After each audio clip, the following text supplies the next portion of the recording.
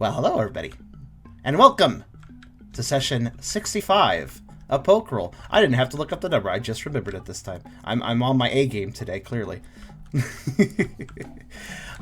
We are beginning, actually, kind of on time, unless you're talking to Eragon, in which case he's going to stubbornly say we're always a half hour late, even when we're on time.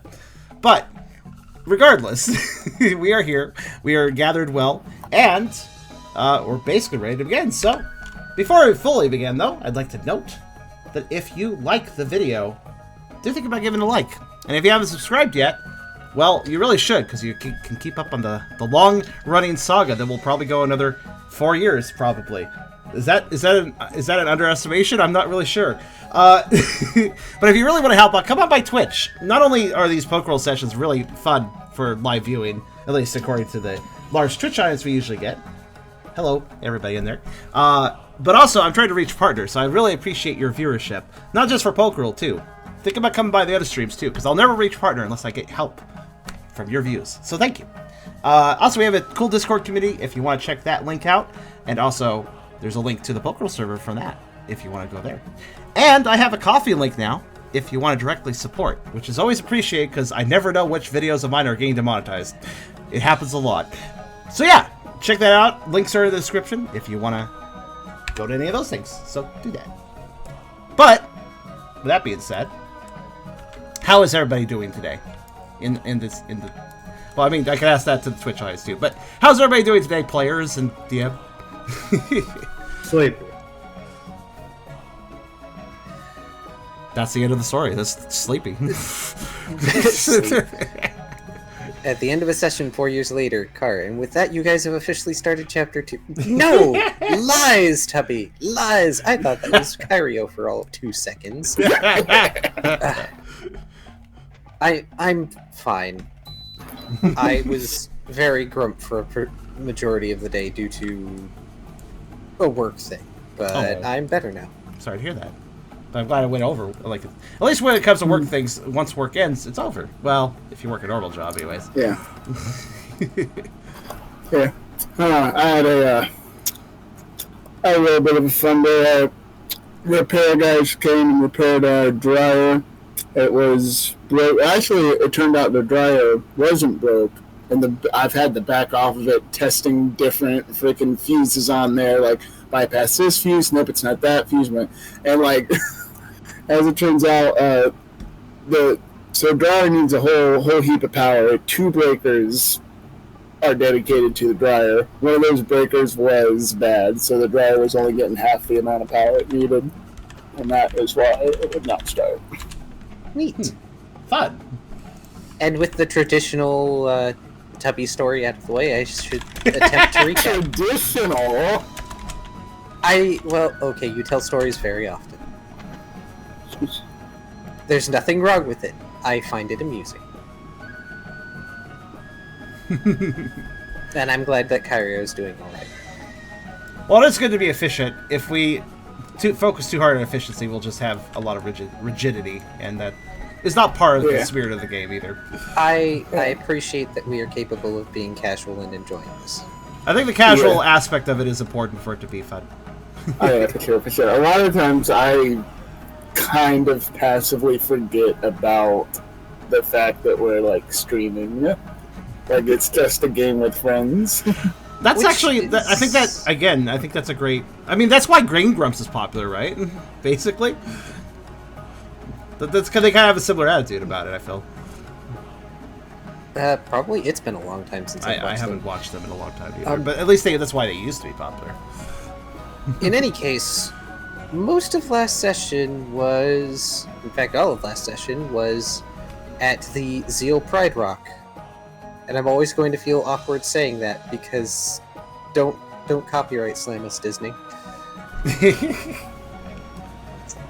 In any case, you stayed the night there, got up, and went and did your various activities that my brain is trying to recollect piece by piece, because of course I couldn't switch gears. It's okay. Yes.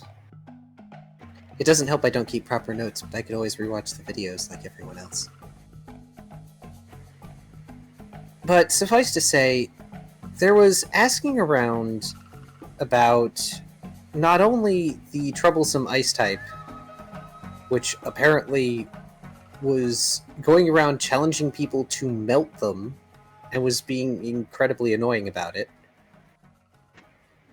but you also went around asking about Lord Zeal, who is apparently indisposed, doing something important to the stability of the continent? Question mark? Or at the very least, the stability of the Pride's territory.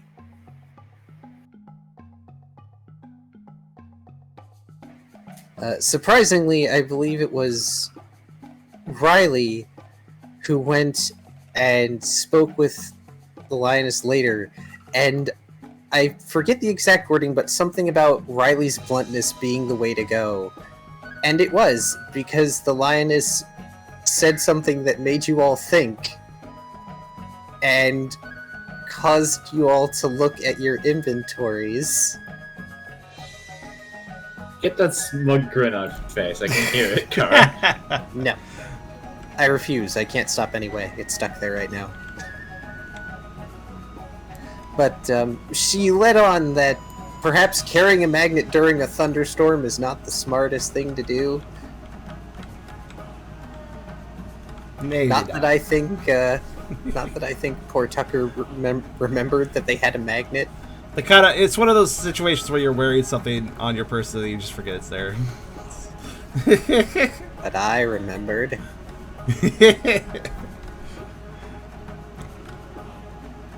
Something of a polarizing opinion. Badam Tish. All right.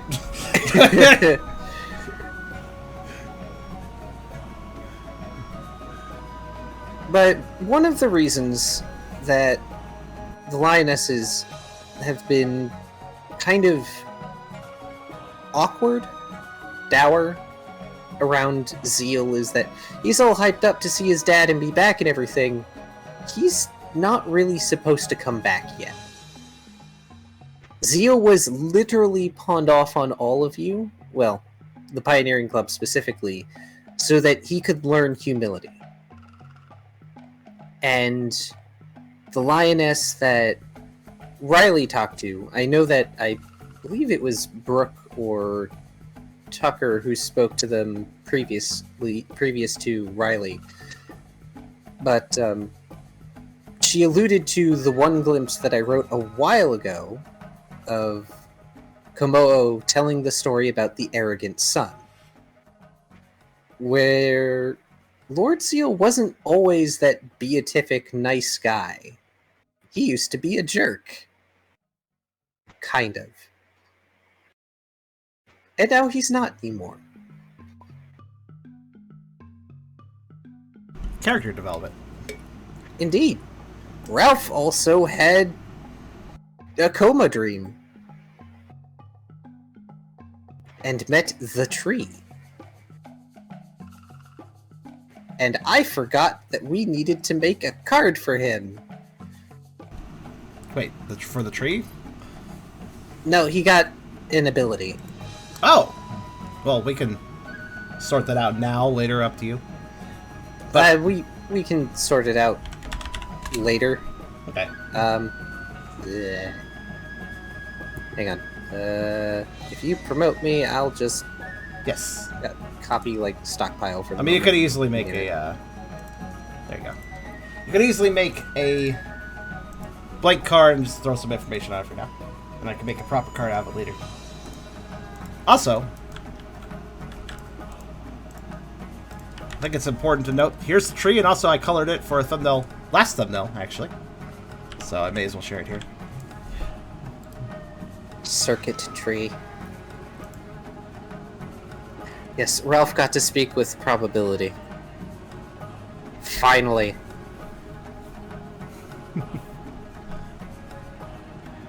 Probably. God damn it. Yeah, I got to speak to RN Jesus. You're not wrong, but I hate it. And then afterwards, the tree's like, "All right, I have to get back to trolling people in MMOs." I mean, if it starts taking on aspects of your personality, probably.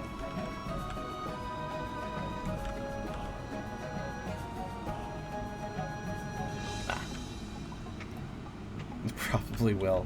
That'd be interesting, actually. The tree be like, oh, it has 6 unique drops. Be a shame if you got the same one 3 times in a row.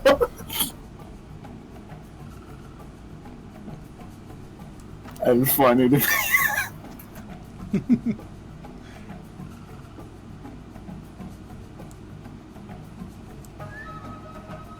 And since my mic is mildly in the way of me typing things, I can type up the full text of that ability later, but... Reallocation. Yes. And what allocation does, since we're at the beginning and I can spend a little time elaborating, is it allows Tubby, or rather, Ralph, to take bonuses on his person, currently, and allocating them to other allies as he sees fit.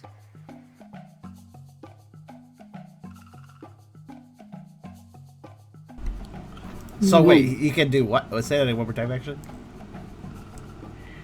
Ralph can take bonuses that he has and use allocation/reallocation to move them around as he sees fit. Oh, okay. So like he could stockpile the increases, defend the special fits, but then move those to something else.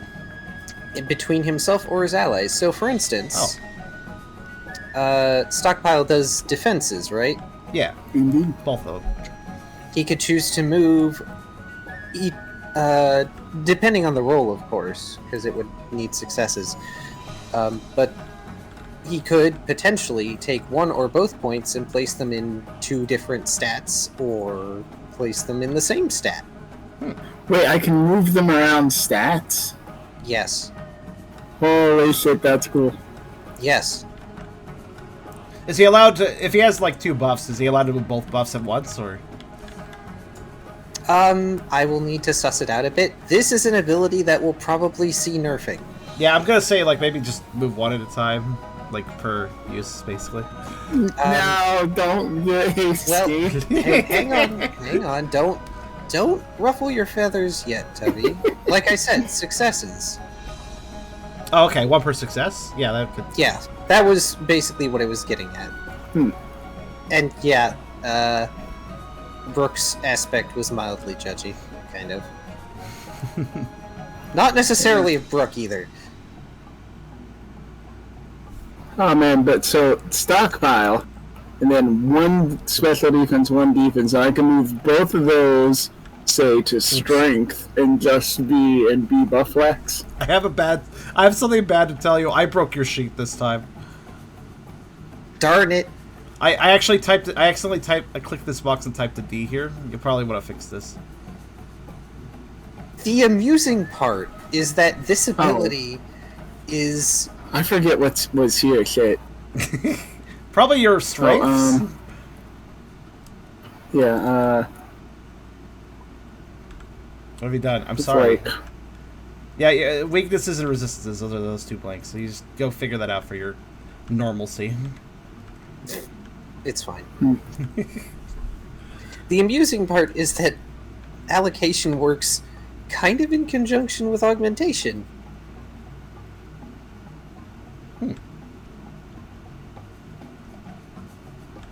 Though, possibly in the future, Ralph may be able to take points from any of his allies using reallocation, or maybe not. Maybe he just needs to use Snatch on his allies in order to take the points first. Something action economy.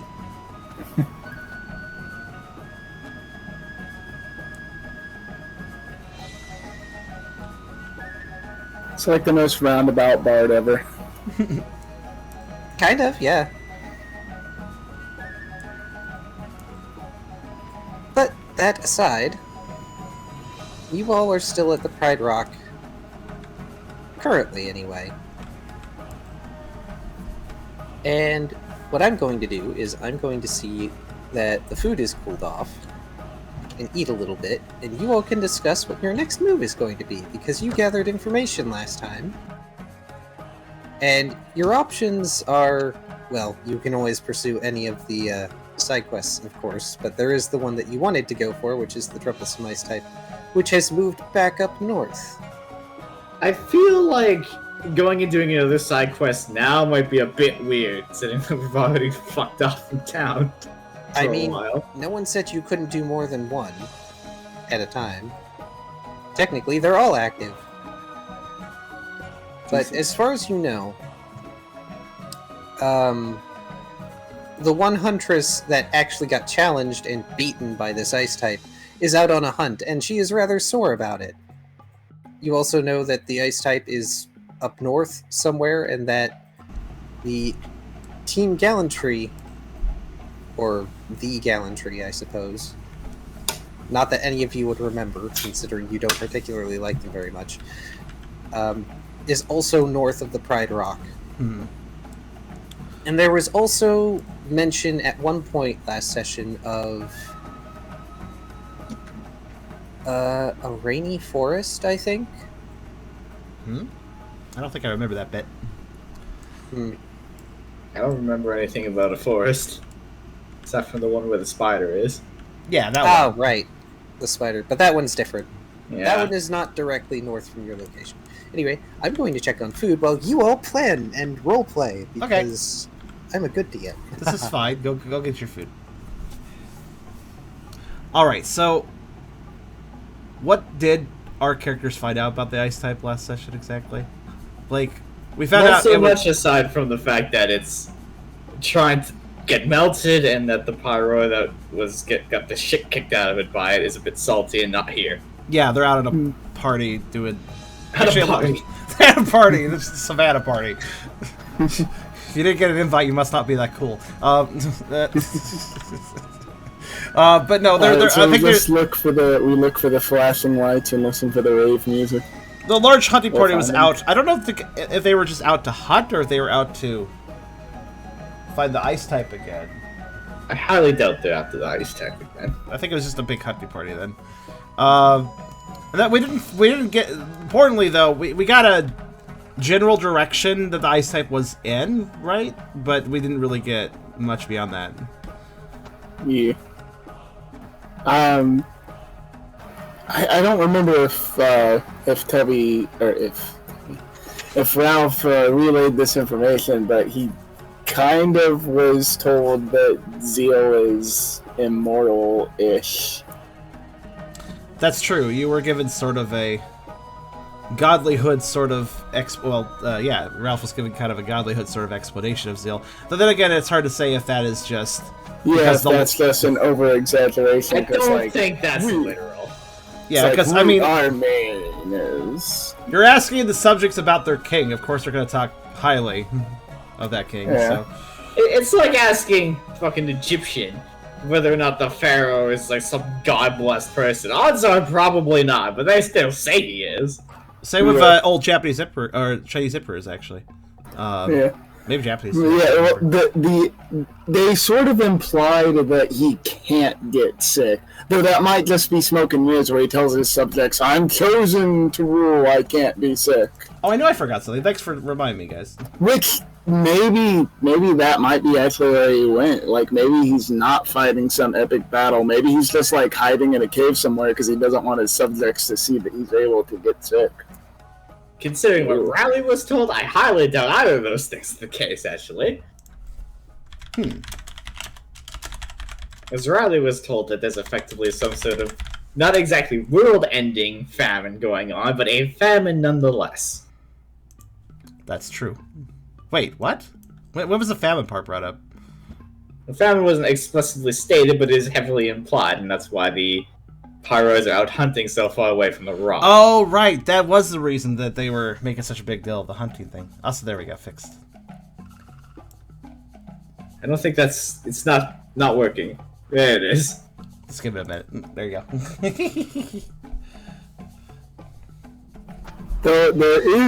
There's a question I'm going to be asking Prince Zeal, because it's becoming less and less apparent And it could confirm or deny the whole Zeal is immortal thing. I'm gonna ask Prince exactly how old he is.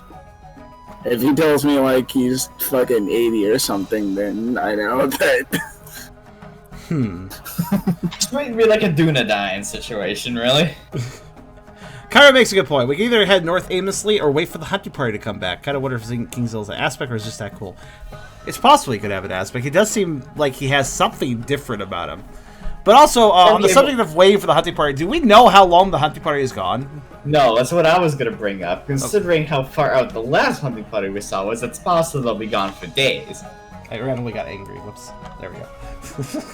So, and I hate to admit it, our best course of action may very well be to go to the tree and see if they know anything. Those fuckers. Are you saying this in character? It's pretty accurately in character. Yeah. To be fair, there may have been some indication that the knights probably know something. Well, there's also a logical course of thought thinking that if there's an ice-type wanting people to challenge them and there's a bunch of... Yes. I don't know how much we know about the Gallantry and its inhabitants. It's a tree, there's a lot of knights there. I think that's all we know. Yeah, the knights might know something about somebody that wants to challenge people into fights. I don't know. That's where all the gallant folks hang out. Exactly. And to answer the aspect-related question, I highly doubt Zeal has an aspect, because every non-team chair character we've seen confirmed with an aspect also kind of went crazy afterwards. Maybe he's finally going crazy. Wait, how many do we know that besides our team? There's the Vesper Queen and the Shaman. Well, that's true. There are two now. Or actually, wait, the Shaman counts? The Shaman had an aspect. I think it was confirmed that from something with Brooke. I was gonna say, well, Tiber, obviously, kind of. Tiber didn't say shit about that. No, I'm just thinking Tiber probably had an aspect, but I don't know why I'm thinking that actually. Thinking about it. I mean, he might not. I don't think Car's been completely clear about that one yet. He's interesting and unique, so I'm just thinking he has an aspect, I guess. Yes. The latest video game logic, like in The World Ends With You. Anyone who isn't a silhouette without a face is obviously a main character. So, Shaman had... Kara says, I'm pretty sure Shaman had my aspect before I did. Yeah, that's what I was referring to. I'm sure. I forgot that part. Well, Oh, okay. Go ahead. The Clockwork Butler specifically called out that they didn't need duplicates. That's true, actually.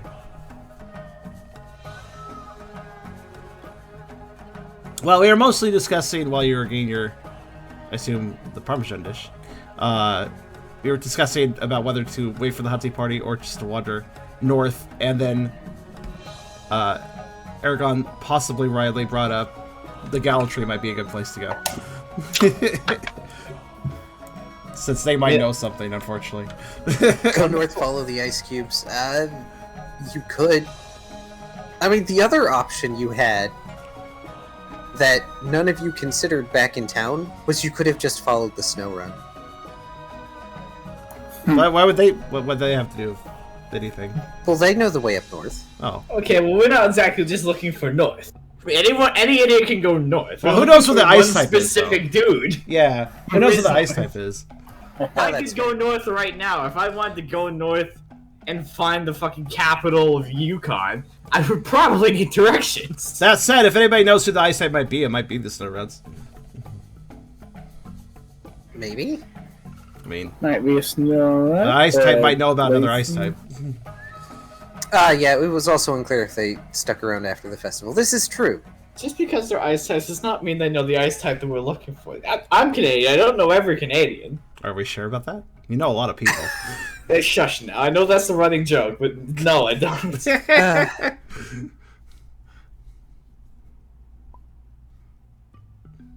I wish I knew Ryan Reynolds. So, Riley's estimate isn't necessarily off. because you all don't know when the hunting party left necessarily, just that it left recently. And you have no idea when they're going to be back, and it could take several days. However, you all aren't necessarily on a super time crunch. Yes, but how long do we want to just sit around Pride Rock? How long do you want to mooch off of your rich friend? I don't really want to mooch at all, to be honest. It feels a bit exploitive. Tucker really ain't about mooching either. Unless he They might not really have a whole. If this famine is really all there is cracking up to be, then they might not have it to spare. I mean, it's mooching off Zeal.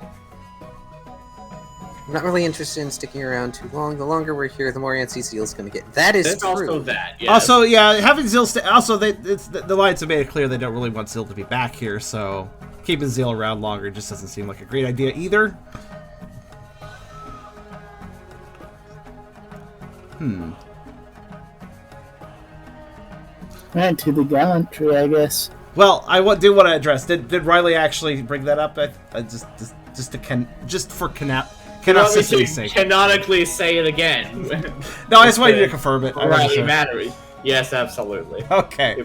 Would have brought up the whole famine thing as well. All right. And that's probably why he'd be voting against Win for the hunting party. And when the famine thing was brought up, Tucker would probably feel a bit guilty about, well, mooching, like mentioned. He wouldn't want to do that for long, so he'd be up for traveling. Now y'all are understanding that Riley not eating breakfast. Now you all feel bad. Oh, that explain all the other times you didn't eat. Apart from the voice. He didn't want to mooch off of anything, anybody, in any place. That's why Riley doesn't eat. I mean, no debts. If you feel bad in one hand and then feel hungry in the other hand, and you figure which one it hurts more. And then you realize, why are my hands hungry? This is weird.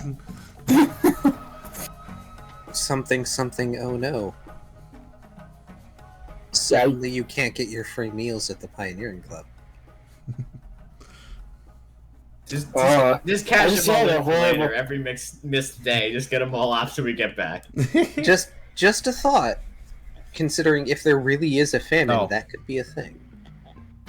I just had a horrible thought. Guys, we gotta go.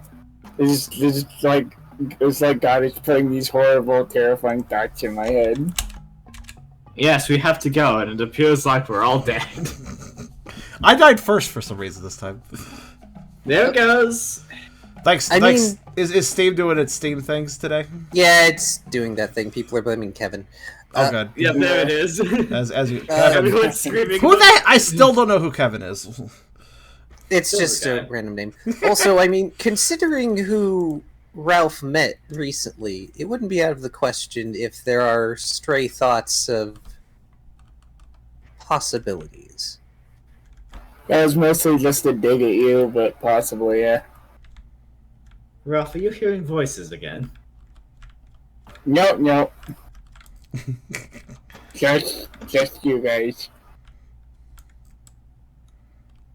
Well, technically we have voices too. There's only the four of you here. I'm kidding. I'm already here. You don't need to invite me. Okay. Well, the reason I did is because I got immediately perplexed because Carr rejoined, and then it said session fell to him, but he stayed there. So I was like, send all invites. That's very weird. But it's not thoughts or word. Well, I wouldn't say it's not thought. It's not voices. It's just a mind running scenarios. Indeed. What did you expect to happen when he gazed into infinity? I'm pretty sure that's part of the plot of Fullmetal Alchemist.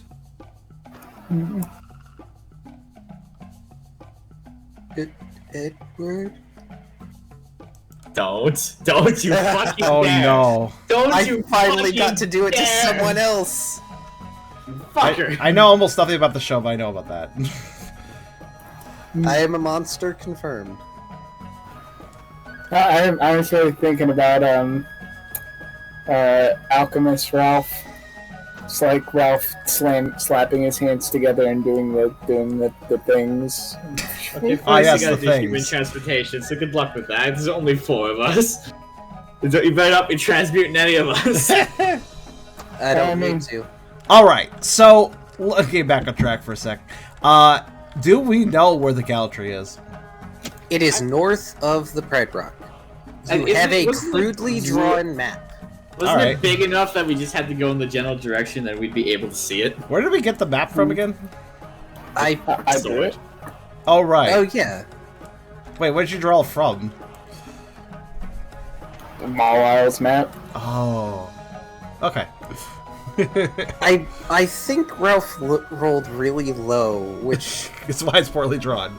yeah. Yeah, I rolled good though. Like I recall, I got like 5 successes. Oh, Oh. Then it's poorly drawn, but accurate. Yeah. well, the other thing is Ralph is also not a cartographer, so Yeah. Well, in that case, we have at least one destination, so... Yeah, I would transmute Prince Zeal's head onto Riley's body and vice versa. Tucker would comment, Well, if both the things we need to check out are north and we know where one is, I guess it's best to start with that. Alright, so how do we be gallant? Chip Kyrio, let's be gallant and visit tree. what? some of the human world references fall on deaf ears.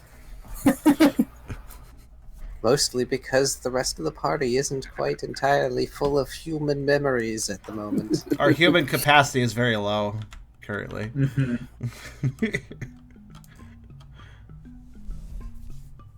Burke nods. We could wait for the hunting party to get more information, but I feel like the ice type isn't really sticking around one area anyway. Burke says. So we'd probably be just as successful heading north and asking around there anyway. Yeah. Okay, Princey, you're coming with us, okay? Of course I am! You'd be lost without me. Yep. Hey, do you know how Exactly, not wrong.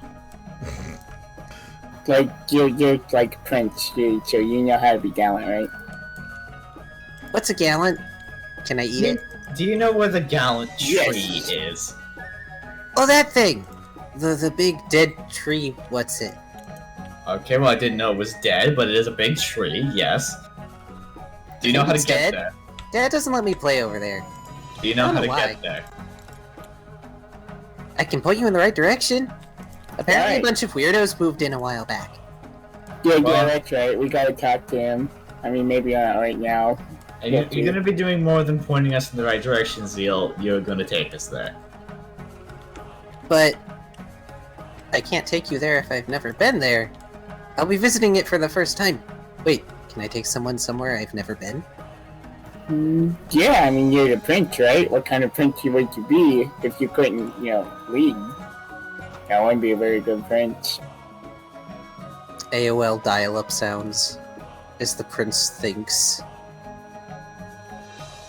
Oh, the shame of the prince who can't lead. Well, you're gonna make him collapse. I can Well, lead! I am the prince! And you are my subjects. And then he just puffs out his chest and starts marching really stiffly, not away from the rock formation, but around the side of it. It's just on the other side of the rock. Start right there. Brooke rubs his head. Let's just get going. I'm with Brooke on that one. Maybe we'll burn some energy this way. Alright, I got our guy going. Let's go.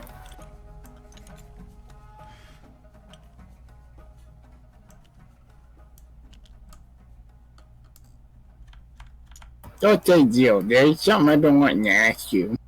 What's that? Zeal says, leading you around the side of the Pride's territory lair. It's actually a rather expansive formation. None of you really ever looked at it up close from these sides before. Hmm. So, you guys at the Pride, you celebrate birthdays? You keep track of how old you are?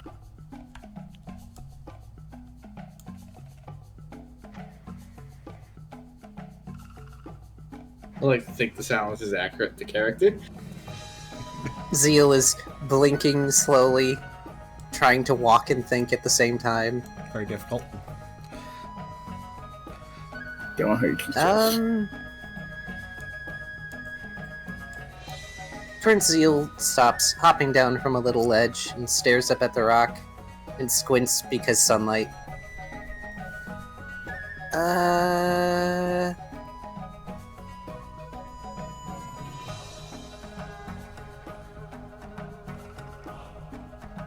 I have no idea. Yeah. So you don't know, like, how old you are? And he just bleps. So like, you have no idea, like, how old you are?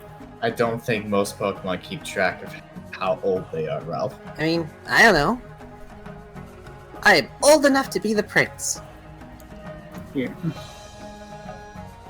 Tucker quips. I don't think there's an age requirement for that. Exactly. In all fairness, he's certainly not necessarily small, but he's also not a particularly large overall specimen either. Yeah. I just had a hunch based on bits and pieces of information Ralph had. I'm not sure Pokemon celebrate birthdays in general, Brooke observes. He'll kind of look back at the team and just kind of had a hunch, a little theory. Oh, you mean that Probably. weird thing?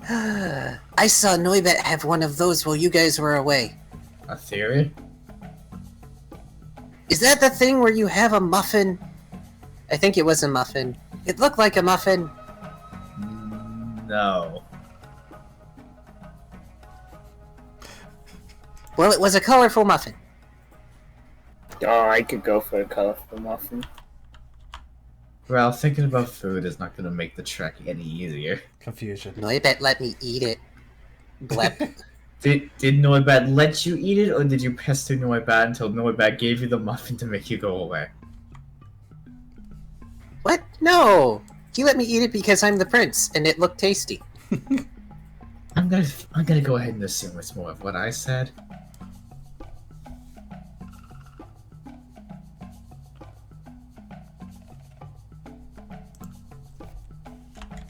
I spy with my little eye something Tallgrass. dry. Savannah tallgrass. Which, by the way, is tall enough that it reaches your Croconaws' chin. Oh, so the rest of us just can't be seen at all. Great. Yep. However, thankfully, you are on the rocky area of this section of the Pride Rock. Zeal leads you around back, and you are looking out over an expanse of this tall grass broken up occasionally by trees, and a hill that you can see. Oh, shush you. I thought that was Brooke again for some reason. That's a very Brook line. Or rather, a very Kyrio line, rather. But... I'm not even sure how old I am, Brooke says, now that he's thought about it. You can't even judge age based on evolution. Pokemon seem to develop at different rates. Yeah, it was just a kind of a crazy theory. Tucker seems to contemplate that statement. Kind of looking himself over again. He's not entirely sure himself. That much is obvious. Honestly, I don't really think it matters around here. I think Yeah. Lizard is old. Zeal just blurting this out, and then they point a forepaw just straight out in the direction of the grass. Okay, I think we go this way. Kind of. It's bright. Also, I can't see it from this far. Well, if we're going through the grass, you should probably stick very close to one of us. Why? I can just burn it. No. Can I believe just you. grab him? That's not good. Please roll a reflex save. Okay, Yeah. I'll roll some sort of reflex save. I'm quick. If you're gonna try and physically stop him from using Ember, you're gonna have to do something. I will rush over to him and grab him by the scarf, lift him up so his face is pointing upwards. Even if he gets it off, it ain't setting anything on fire. Probably smart. Dex, survival, athletic. Okay. All right, my clicker's still broken. Is it? I need a new clicker. Hold on. Can somebody get me a new clicker? No, it works. You're What? fine. Works for car. Hold on, let me see. It works for me too. No, they're kind of wonky. Are they all wonky? What do you mean wonky? What's like not activate every click or something? Oh, 1, 2, yeah, 3, it is really 4, weird. 5, the 6, rim 7. acts like it's an infinite dice pool. The center is a button. Have you, Eragon, try the center? Oh, wow. Thank you for rolling that for me. I'm gonna take that roll if you don't mind. Wait, well, did you need to roll 7 dice? I was just handing a random number of dice. Was that the number you Yes, needed? actually, I needed 7 dice. I was just Wow, like, I'll test with 7 7 dice. I didn't actually hear 7 what dice. number. I want this 7. Oh my god! I actually rolled exactly what you needed. Okay. Yeah, it was fucking super great. I give you this. Yeah, Riley immediately understands. Oh yeah, Zeal's inhaling. Nope. You don't even notice yourself using quick attack to get over there in the blink of an eye and just grab the prince's mouth to keep it shut. I'm so glad we got a speedster. I'm gonna look Zeal dead in the eye. No fire.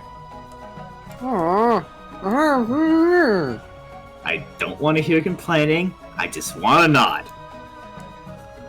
Stairs. See, If you should have. you don't nod, I will continue walking, holding your mouth shut like this.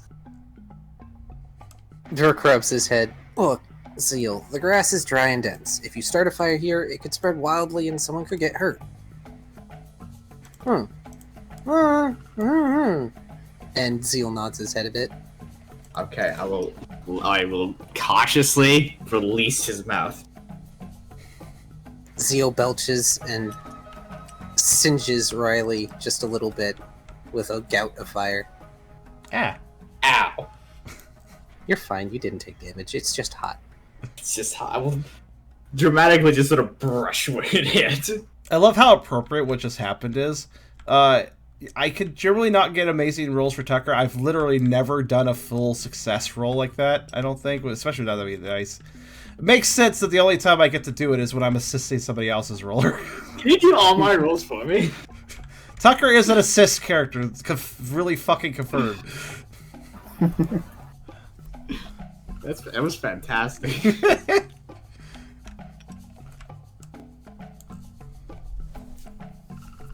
Your Pokemon Go. Are we in like a 3x3 or walking in this How would we need a formation? 3x3? There's 5 of us. 2 in the. Anyway, You just think he's that fat, he'd take up 2 slots. the Pokemon Go marching 2, no 3. Yeah, 3x3. Hurrah! Hurrah! Ralph, if you continue to sing, I'll be holding your mouth shut next. Tucker almost starts to start yipping along, but as soon as Riley speaks, he stops. I mean, I'm stronger than Zeal, so. And I'm still stronger than you. Jerk. Remember, the athletics point I have gives me slightly more strength. Well, I can bulk up and allocate and be strong. Also, we can switch songs now to number 9. Number 9. Okay. We may not necessarily have transferred to this area, but a change in music would be nice. It is true. Also, we're getting... Okay. So there's an area before the Gallantry. So I was actually curious about. Not necessarily, it's still in the prairie, but it would be good to make this part of the journey a bit different. This music is transformative. That is to say, we can use it outside of intended purpose. Whatever feels good for the game. So, Zeal, have you ever had the gallant fruit? I knew it was something I could eat. Zeal hops down into the grass. Yeah, I mean, why do you think they call it the gallant tree? It's got gallant fruit.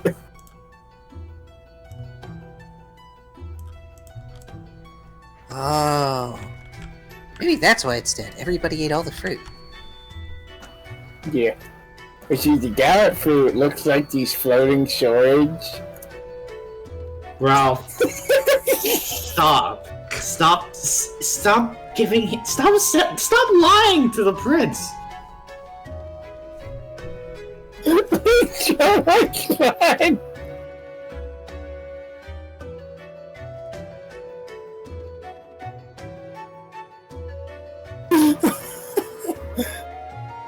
You're fun, man.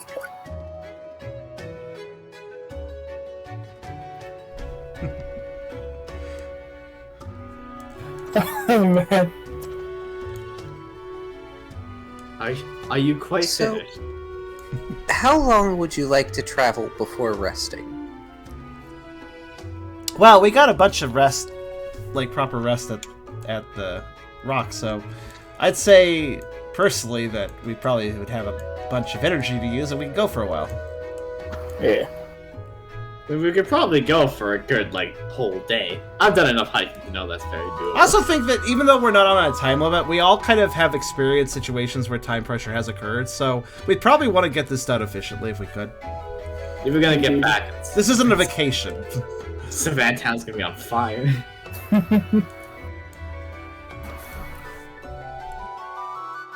You're back after a long vacation and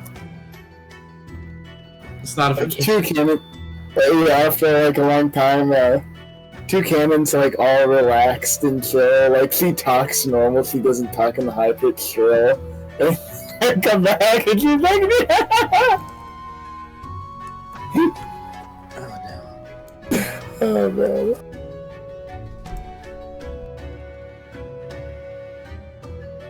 So you're gonna go for a fair while then. Meaning, I need somebody who isn't Riley to roll Doom dice. Yeah, because I still can't roll dice. I'm trying my best. Can somebody get me a new clicker, please? Are you sure yours is broken? Alright, hold on. You can come over here. Come over here. Yes, you remember when I gave you the amazing roll that worked perfectly? Yeah. My clicker was working perfectly a second ago, and now it's not. 4. I only needed 3. Oh. Well, I was choosing random numbers. Can you do 3 for me, please? Okay.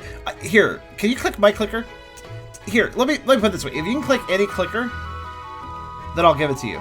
I can click Kara's clicker.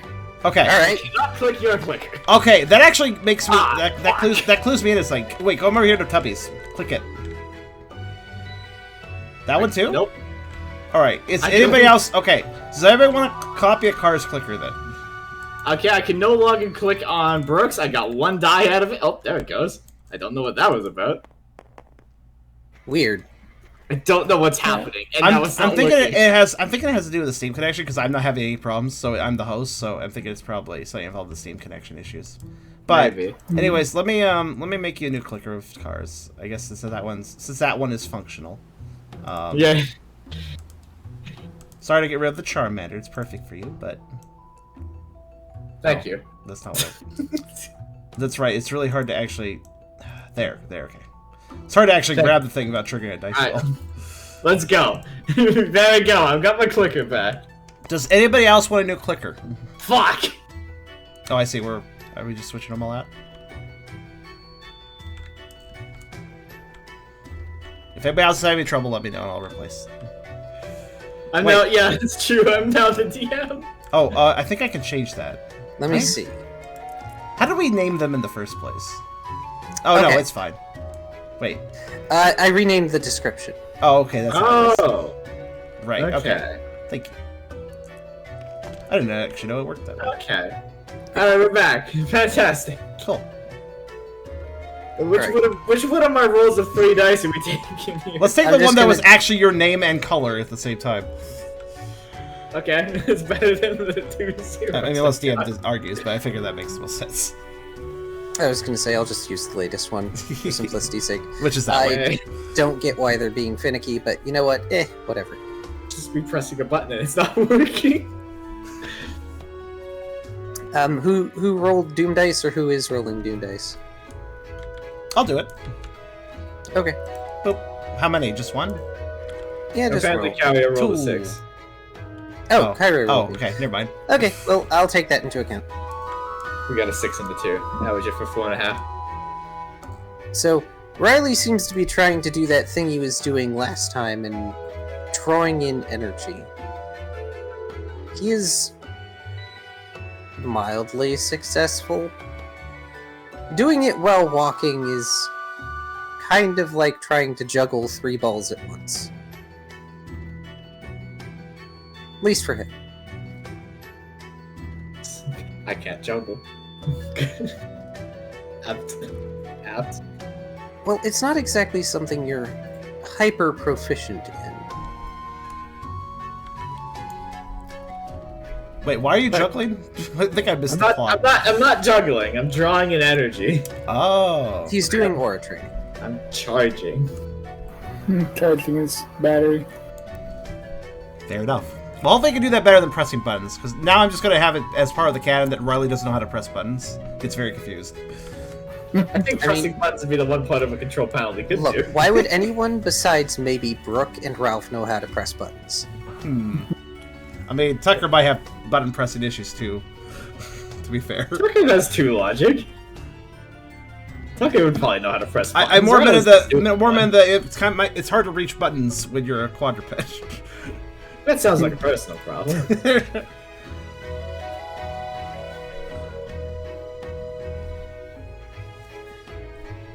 Much of your travel during the majority of the morning is pretty uneventful. Though, as luck would have it, you end up parting the tall grass to find an oasis area. Is there any zebra here like last time we found an oasis? If you look up at the sky, it's almost lunchtime, maybe a bit after. But there is a pool of water, and what looks to be possibly some sort of root vegetable or herb growing in the ground near the shore. Yeah. And no, it doesn't look like oddish leaves. I'll stop that right there.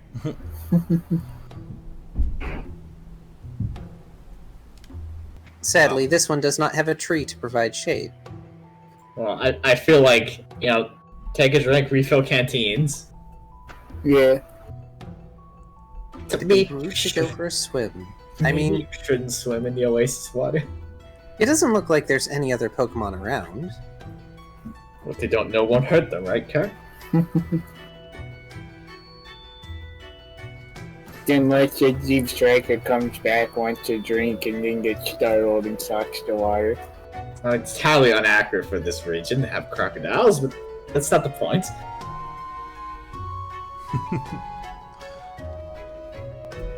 I mean, you don't know that. It's hot and dry. Brooke needs a bath. Can we just true. fill the This is- canteens first before you go for a swim? This is fair.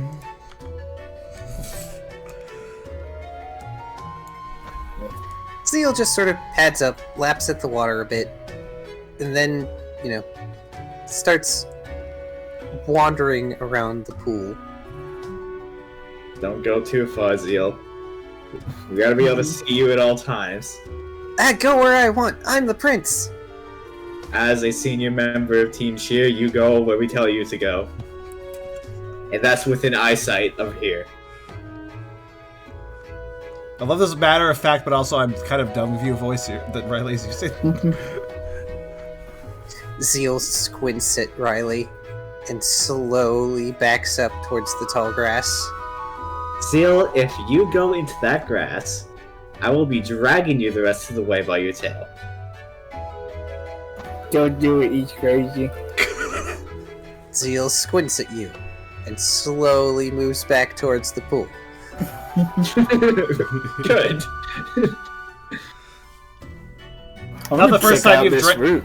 Not the first time Riley's drunk sight by the tell. That's why we have a background image that we do. It's not last time. It's the first time I drank a fire type by the tail. Actually, it wouldn't be because the first thing was a fire type. Yeah. Yeah, that's why. That's what the thumbnail shows. So We need a new thumbnail. Something lizard likes it, question mark. God, that wasn't even Liz! That was a different one! I know, I'm joking. I don't think thumbnail will be interesting. Also, I wanted to comment on something. It kind of got overshadowed, but when Zeal shouted out that Lizard is old, that was an interesting statement. Because, yeah, Lizard could be old. I mean, just because they were a Salandid for so long doesn't mean anything, so... I always kind of inferred they weren't that old, but then again, maybe they are. Who knows? Added to the list of things we really don't know about Liz.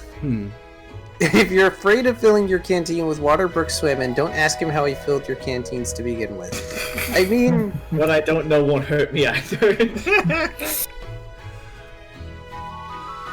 Tucker also gets a lap around the pool. Not like running around, but a drink. Unnecessary running was not going to be a thing. But he also keeps an eye out, though, just while everybody is bickering and also doing their own things. Just kind of watching the general surroundings. Let's check out this herb, see if it's any good. Your what? The herb, there's some herbs growing near the Oasis. Oh, that's true. I was gonna check them out. Awesome. Give me The joy in his voice. He was like, oh good, somebody's going to interact with him now. I was waiting for that. Give me a smart survival nature.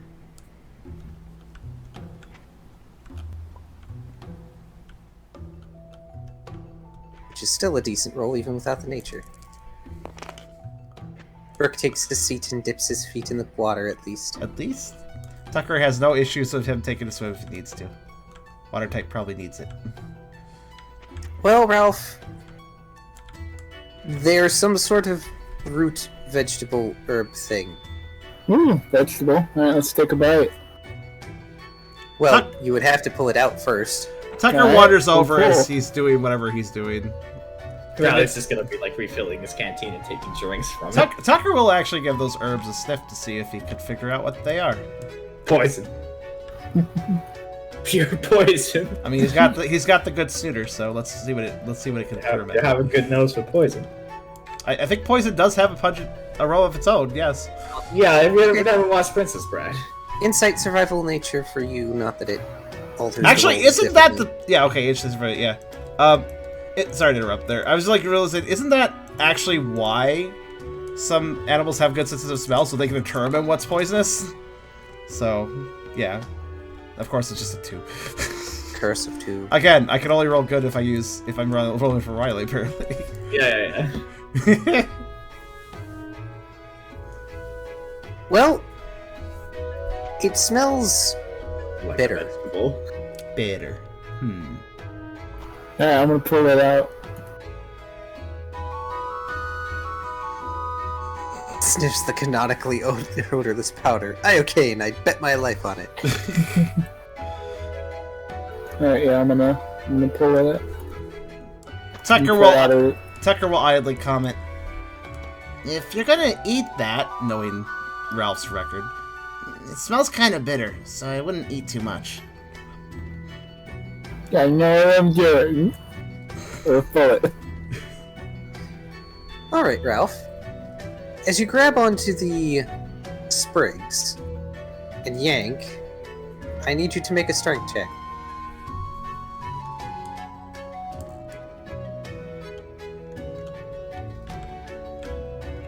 Tucker will stand by and observe the situation for the moment. Watching Tubby struggle to click his clicker.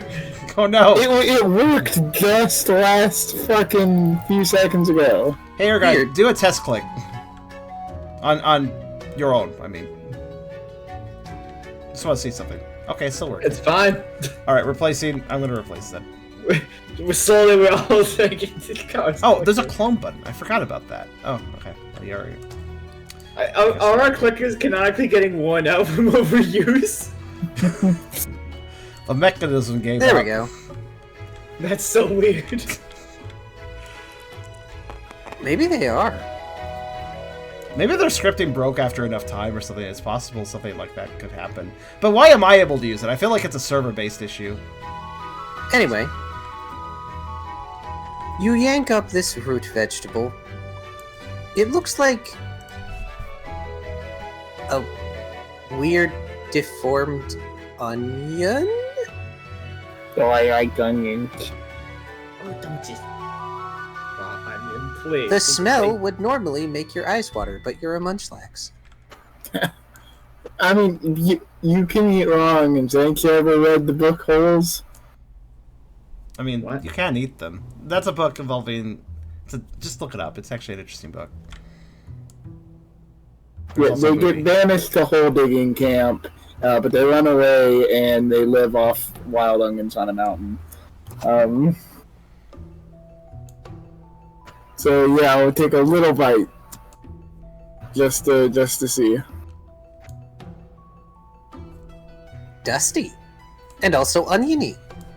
Oh yeah, this is good stuff. Good stuff. I'm gonna put it in my bag, and if we're eating rations here, I'm gonna like put little slices on my rations. Are these wild grown, or do they look kind of cultivated like somebody put them here? These are wild. Okay. In that case, Tucker will, observing that they could be useful, and while pungent they're edible, certainly. He'll actually bother to dig up a couple himself if he can. He's not going to pull them up, he's going to doggo dig. Shall I just surmise that you all are going to be taking a break at this oasis? Yeah, I guess so. I mean, it seems like you Yeah. guys take a breather. It's a good place for a break. We have water. and What stuff. is the item actually called so we can add it to our inventories? Just call it Savannah Onion. Okay. How many did Ralph take? I feel like limited bag space. Ralph took one or two good sized ones. Okay. Does Savannah have an H in it? I'm not sure. Yes. Savannah. Okay. And same with Tucker, actually, a couple. Tucker has an H in him. What? I mean, you could add H's to Tucker's name. Tucker. I don't know. I was like, what?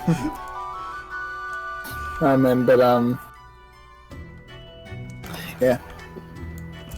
An aside, wild onions actually grow around here. While you all are resting,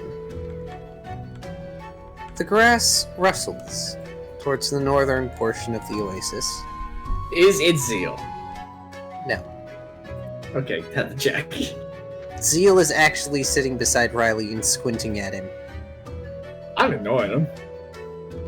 Squint. I could ignore people staring at me all day. I live my life with somebody judging me. Prince Zeal does not compare. Is he like saying squint as he squints? Yes. Zeal doesn't even turn his head when the noise happens. He just goes squint. Do you want a drink, Zeal? Maybe. It's a yes or no question. He's gonna look towards the rustling while he has the prince distracted. I'm the prince. I reserve the right to arbitration. And I reserve the right not to give you any water if you don't tell me you need it.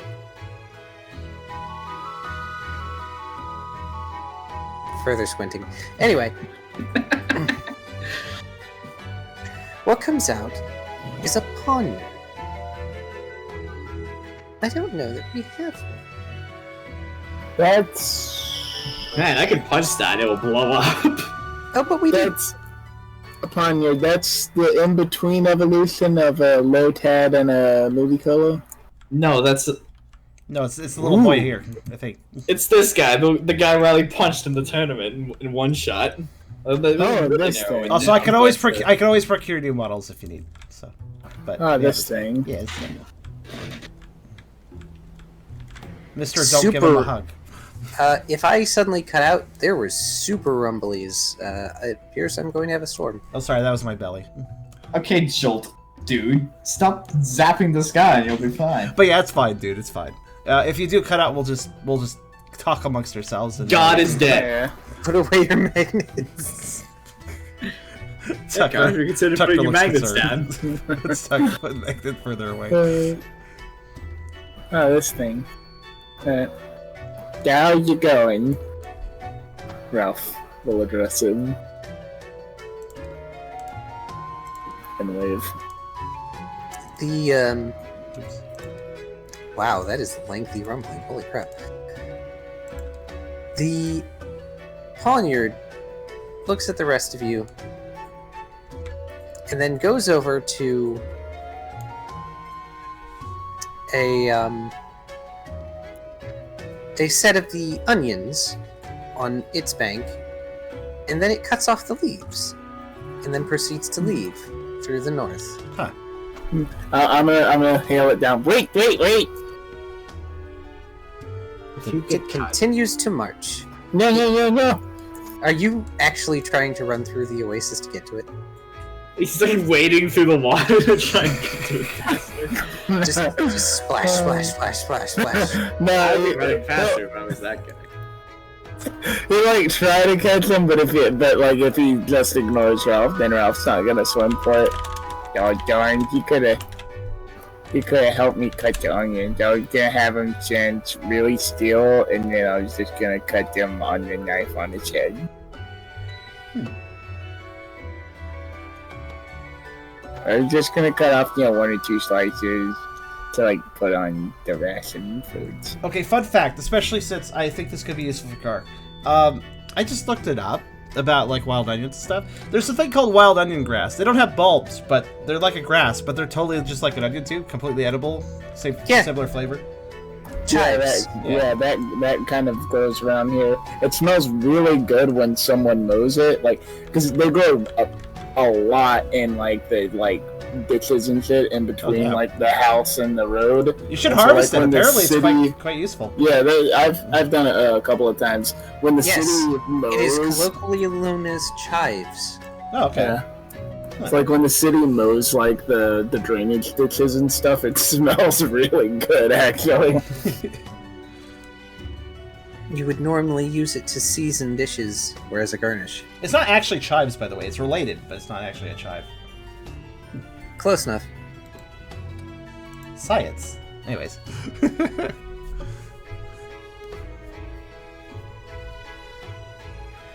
So you all just let the poniard go on its way, do you? Tucker Yeah, finds I'm the not gonna situation swim a for bit. it. Yeah, Tucker finds the situation a little unusual, but shrugs and is like, "Yeah, okay, fair enough. There's other Pokemon wanting to benefit from the wild veggies that are useful." So, how long are you staying here at the Oasis? You're probably not too much longer. We might get more guests the longer we're here. Yeah. Also, Car, you needed to spell something in the chat. Everybody's constantly mentioning like, but doggos can't eat onions. Pokemon. I can't believe I have to tell you this. Pokemon. Thank you. I needed DM speak for the peoples. Also, like, yes, fine. But I'm not going to worry about it. That is true. Seriously. Do not feed your dogs in real life onions. That actually is Yes, bad. please do not feed your dog onion.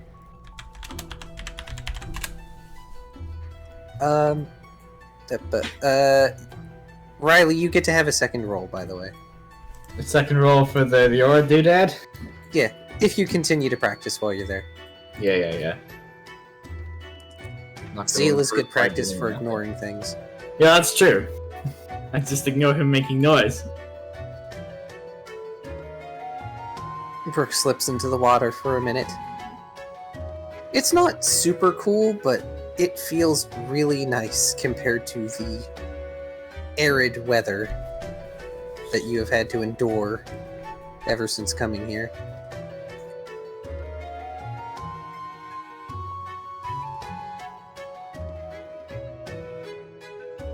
It makes you miss your bathing pool at base.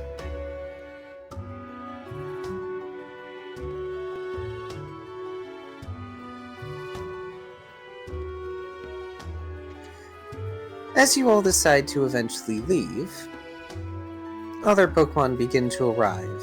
We got to pull Brooke out of the water. Come on, Brooke, let's go. Does the crocodile float thing? Oh no. Mostly it's things like the Rufflet and I forget the name of the other one. The pre-Evo of the Vulture Pokemon. I'm sure my brain will eventually remember. As well as a pair of Fennekin. No Blitzel or Zebstrika this time, though. But that might be for the best.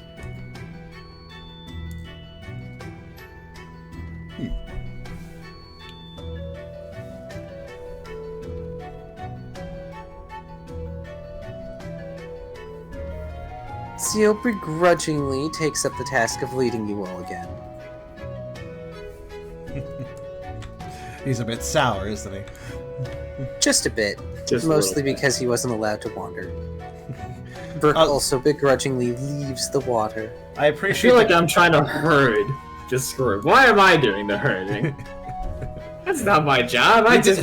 Raleigh did a lot of hurting earlier, so now he's doing a lot of hurting. Yes, the hurting is all internal now. That's what I meant. A lot of internal hurt, now there's external hurting. It's similar, because it sounds the same. Uh-huh. Roll thumb. Uh-huh. Volibee, thank you, Beerus. Yes. Also, I appreciate the crocodile float thing that Brooke has done. That is worth fan art, hint, hint. God. It eventually begins to get dark.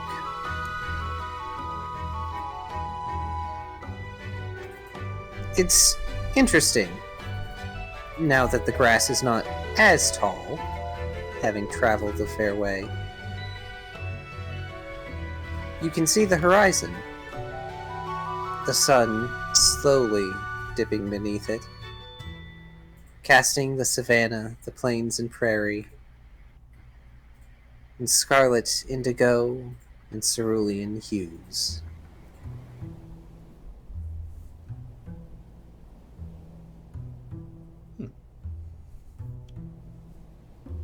Pretty. We should probably find a place to set up camp unless you're planning on walking through the night.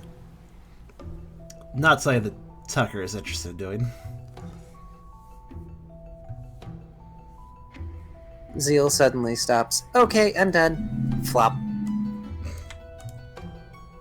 Okay, a scale of 1 to 10, how good of a location is this to make camp, or am I gonna have to carry him? It's a location. It's not exactly protected. Can we see anywhere that might possibly be better anywhere nearby? There is a tree that's not terribly far off, but unfortunately, it's not much in the way of protection. It's not overly large. It's one of those thinner... is it cypress? No. I can't remember the name of the tree, but... Are you saying cypress? A cypress tree? Yeah, cypress, sorry. Even that's better than nothing. This is what we currently have. So I might don't as think well it's a go cypress there. tree either. I don't think that's the right term, but you know what I mean. One of the savanna trees. Not exactly thick. A tree. Acacia. A fairly, Acacia, thank you. yeah, okay, Acacia. there we go. Minecraft. I know that. Yeah, I know it from Minecraft. Yeah, Who I am I knew that. kidding? I knew it. That's where I learned it.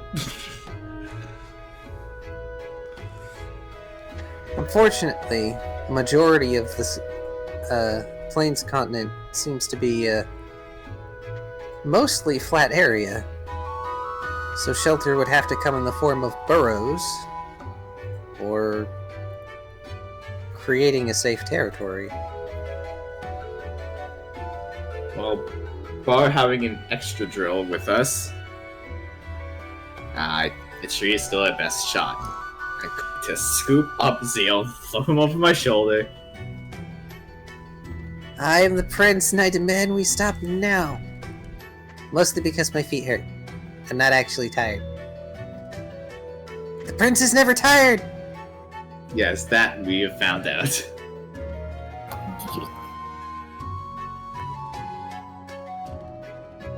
Your feet aren't on the ground anymore, Brooke observes.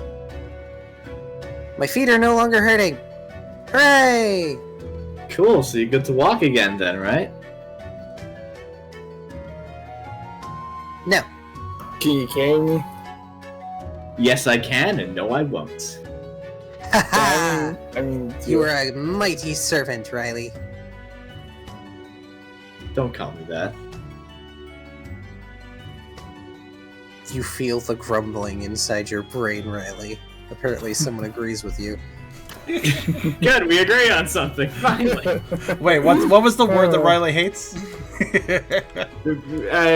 What was it that he said? Like, you're a strong servant, Riley? yeah, humble. Yeah. Oh, serve it? Oh, that, he wouldn't like that, yeah. Oh, yeah, I agree, Zeal. Riley's our best servant. He's quite good. I want to, with my free hand, punch Ralph. I want to turn around and just deck him. Ow. Better be careful about calling me that. Otherwise, Yeah. it might not be me punching you next time. Yeah. It was mostly the match with him anyway. Yeah, Damn. I wouldn't. I mean, we beat him up one time. Well, what's another? I wouldn't expect you to be able to do it a second.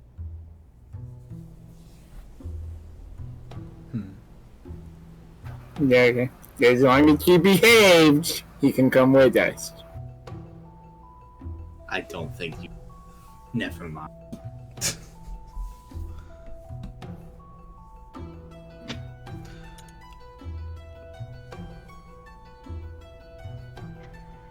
So you I'm picking guys up the tree. make your way over to the tree, mostly led by Riley. I assume that Brooke is still lamenting not just having a portable pool of some description. He is the portable pool. Up to the point where you can't go. You can't go for a swim using him, though. I don't think he's able to fill a pool to make a. I don't think he has that much water. I don't know. Maybe he does. You should watch Ralph, Zeal, Brooke says. He does whatever he wants to, but that often gets him into trouble. But he always gets out of it and bounces back because he's mousy. And Zeal flails his forelimbs because he's slung over Riley's shoulder and flop backward, trying to poke at Ralph, even Ralph though gets Ralph out is of not these. nearby. Ralph gets out of all these situations because he has people around to bail him out of these situations. Ralph suddenly is looking kind of self-conscious. Oh.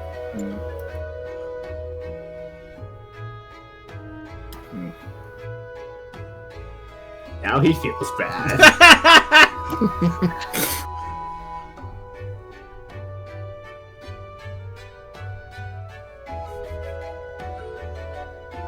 Tucker just does a small sigh. We'll address Zeal.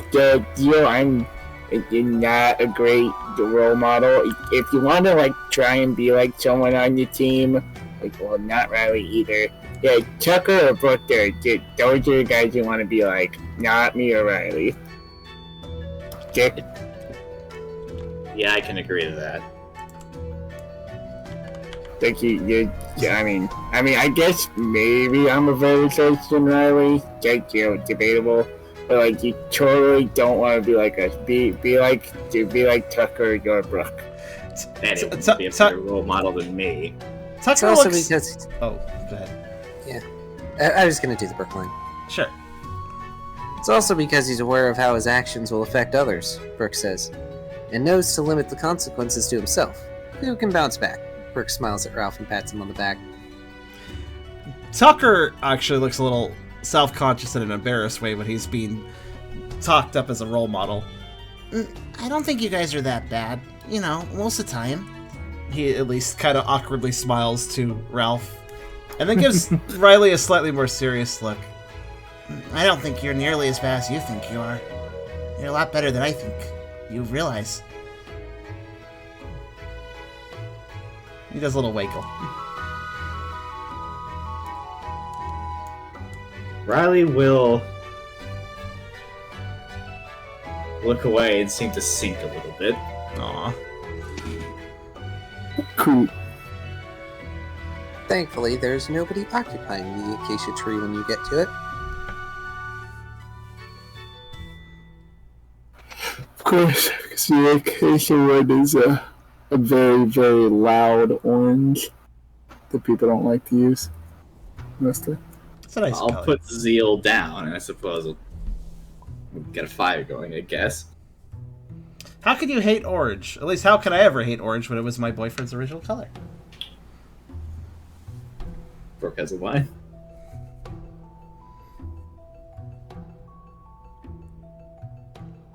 Regardless, it's time to make camp, Brooke says. Let's have dinner and get some sleep.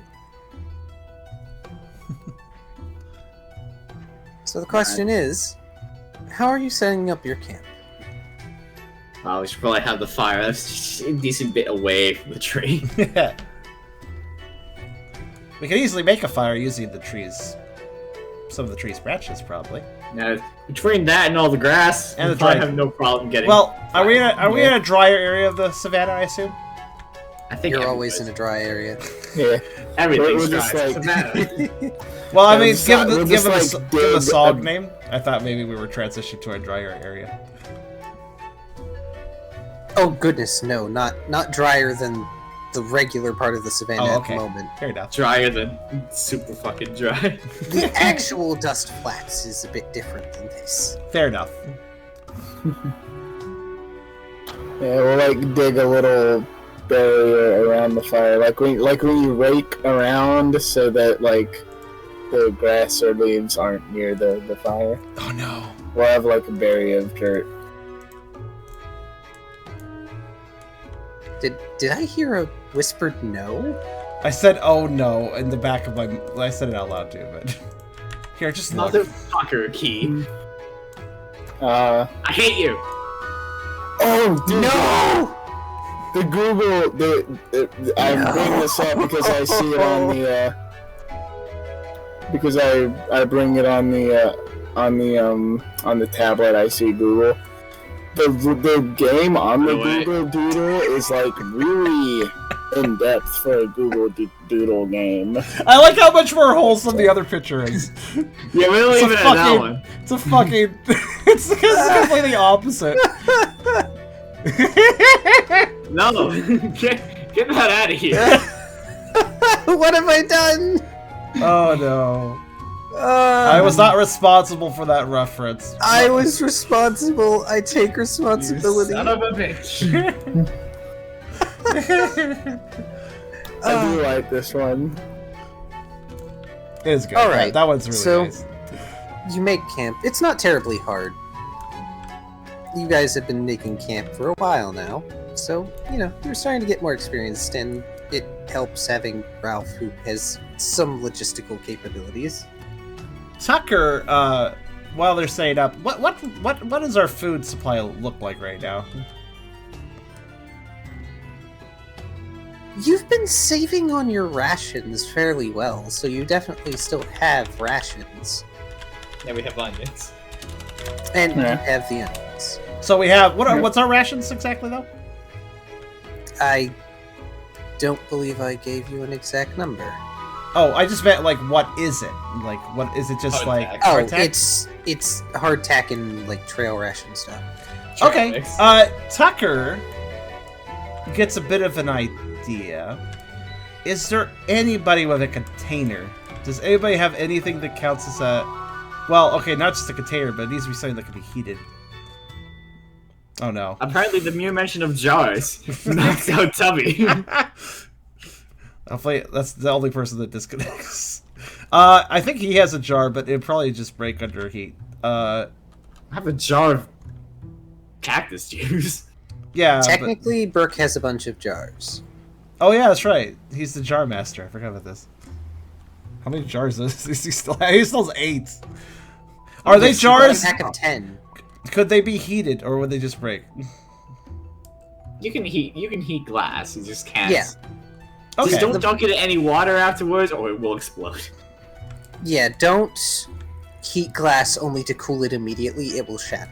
What kind of jar is it? Can I insert things besides liquids into it? Basically, what's its mouth open? It's probably like a mason jar. Oh yeah, these are like mason. Okay. jars. Okay. Yeah. Perfect. That'll do fine. Tucker, after or during the setup, basically once the fire is ready, gets an idea and asks Brooke if he can borrow 5 of those jars, and also if he could fill them with, say, half full of water.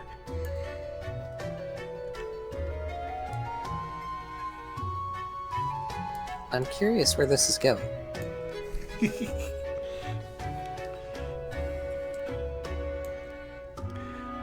And while Brooke answers that,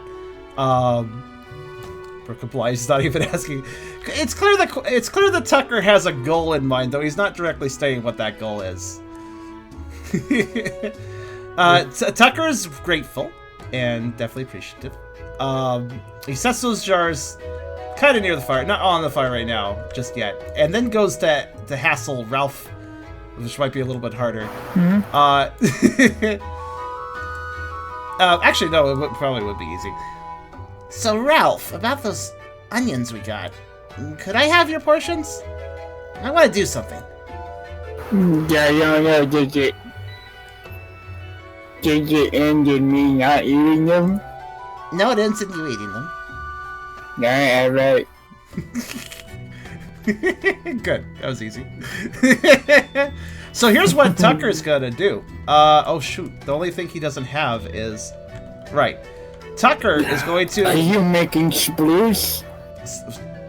Tucker gives an I inquisitive understood look. that reference, but fuck off. What? Tucker is confused. Alright, so, what Tucker's gonna do, and please let me know if I need to roll. What cutting instruments does the party have? For, say, chopping onion grass and such. I don't think we have anything sharp. Riley hasn't figured out how to make swords yet. Alright, in that case... Yeah, I We have a don't think crocodile. any of you have anything besides claws, and I And- don't know that any of you know a proper claw-based move. Alright, then Tucker will have to go a little bit... Well, it's whatever, you know. He doesn't have that big germs. He's gonna use his teeth then, because those are the best cutting instruments he's got. It's true. They are... I mean, the Puccina teeth are pretty capable, let's just say. So he's Brooke actually... does no scratch. scratch. Oh yeah, that's true. Okay, actually, good point. He will then ask Brooke if he can cut up the onions, while Tucker is going to take the other rations, hardtack or whatever that is, and break it up as well. And what Tucker's going to do, and if I need to roll for the success of this, which I imagine the quality might require it, but Tucker's going to be basically mixing the food, the rations they have, the onions, and the water all together in the jars, and then heating them into a soup. Ah, like they do in the galleries, and we're making a soup. You gotta do the stirring. Do I need to roll accuracy against an onion? That is such a statement. No. No, but it is a nice use of the move. So, okay, Tucker. Have I dropped yet? Because I dropped on my Oh, end. you dropped a long time. Did you need a re-invite? Okay. Yeah, you did drop. Give me a smart survival logic. Okay.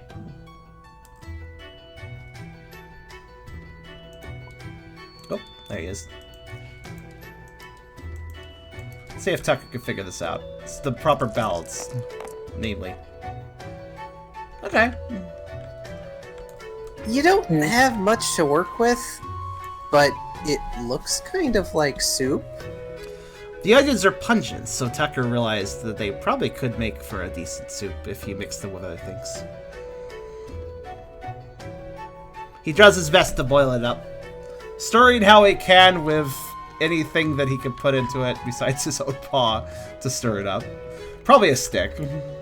Yeah, probably a stick or a twig. He has some trouble being a quadruped, but it's clear that Rise's old words about how anybody can cook. Really, he took that to heart. So he's doing his best to heat and stir and basically cook them to a moderate degree. He's not a master chef, especially not with the current equipment. But he manages to cook the soup and make the hardtack a lot more tender in the process too. Yeah, I'm just imagining the ending cutscene from when you do the when you go to the when you go to try and help Charmander make the soup on Hey You Pikachu. Exactly. Actually, Bulbasaur, but oh, Bulbasaur. So you make this. You know you did a decent job with the process. What you end up with is a mildly brackish brew in mason jars with bits of hardtack floating in it and chopped up onion. It has a mildly brownish tint. Oh, it's like pretty red. Tucker kind of does a little bit of a shrug, kind of patty a little bit because he was running around the fire with all these jars trying not to burn himself. But when it's all done, he serves them up to everyone and looks a little bit apologetic. It's not pretty, but hopefully it tastes pretty good. Alright, bottoms up. Riley during this whole event's probably over at like the actual base of the tree and just sitting there, seemingly lost in thought. Are you still trying to do things? No, I'm not trying to do that. I am lost in thought. Nice. Yeah, as soon as I'm handed that, I'm gonna bottoms up.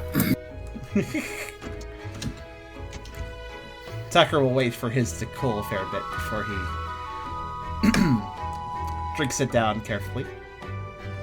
Using his forepaws to keep it kind of balanced so he doesn't spill it. Everybody who tries this brew,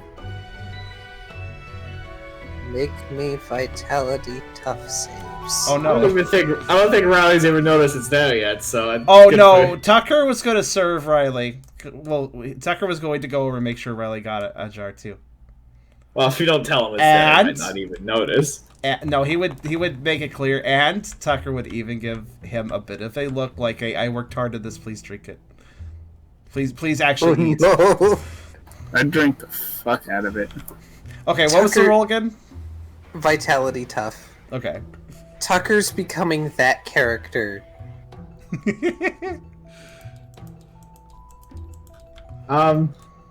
After Tucker makes the roll to not throw up, could I possibly get Tucker to do some sort of perception-based thing? Possibly in a minute. Okay, I will roll to not vomit. I suppose Ralph, we could yeah, okay. Ralph, as expected, just it's food to you. It's food. All food is good. That's some good stuff. I'm fine. It's good. Riley, it's food. If anything, it's going to make you stronger, probably. Maybe. Ralph gives a thumbs up. He likes it. Yeah, you're onto something. You're pretty sure you can hear Tiber in your head going, poison training.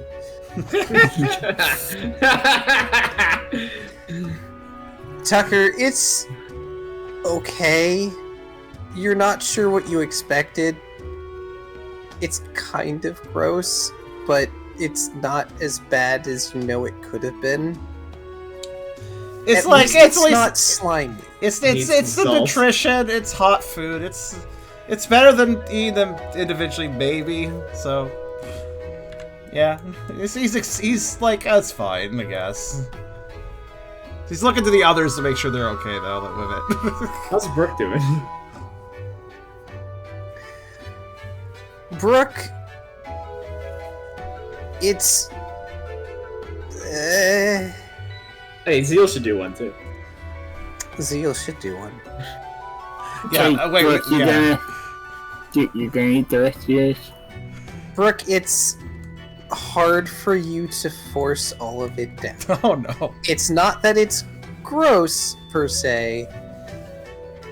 Just, it's not great. It doesn't help that there's the chunky bits of hardtack floating inside. Could have been better mixed, definitely. Yeah, I have to wonder if is Brooke gonna. What's Brooke's outward reaction going to be? I wonder. Wins. I'm curious.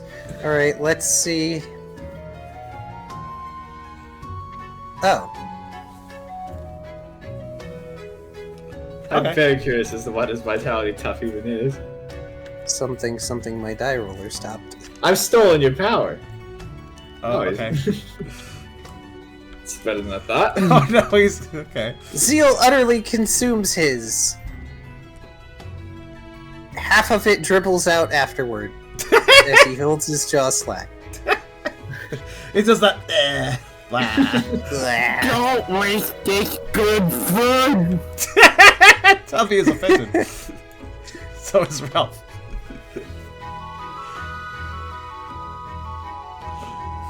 Tucker may wince a bit to the cat's reaction.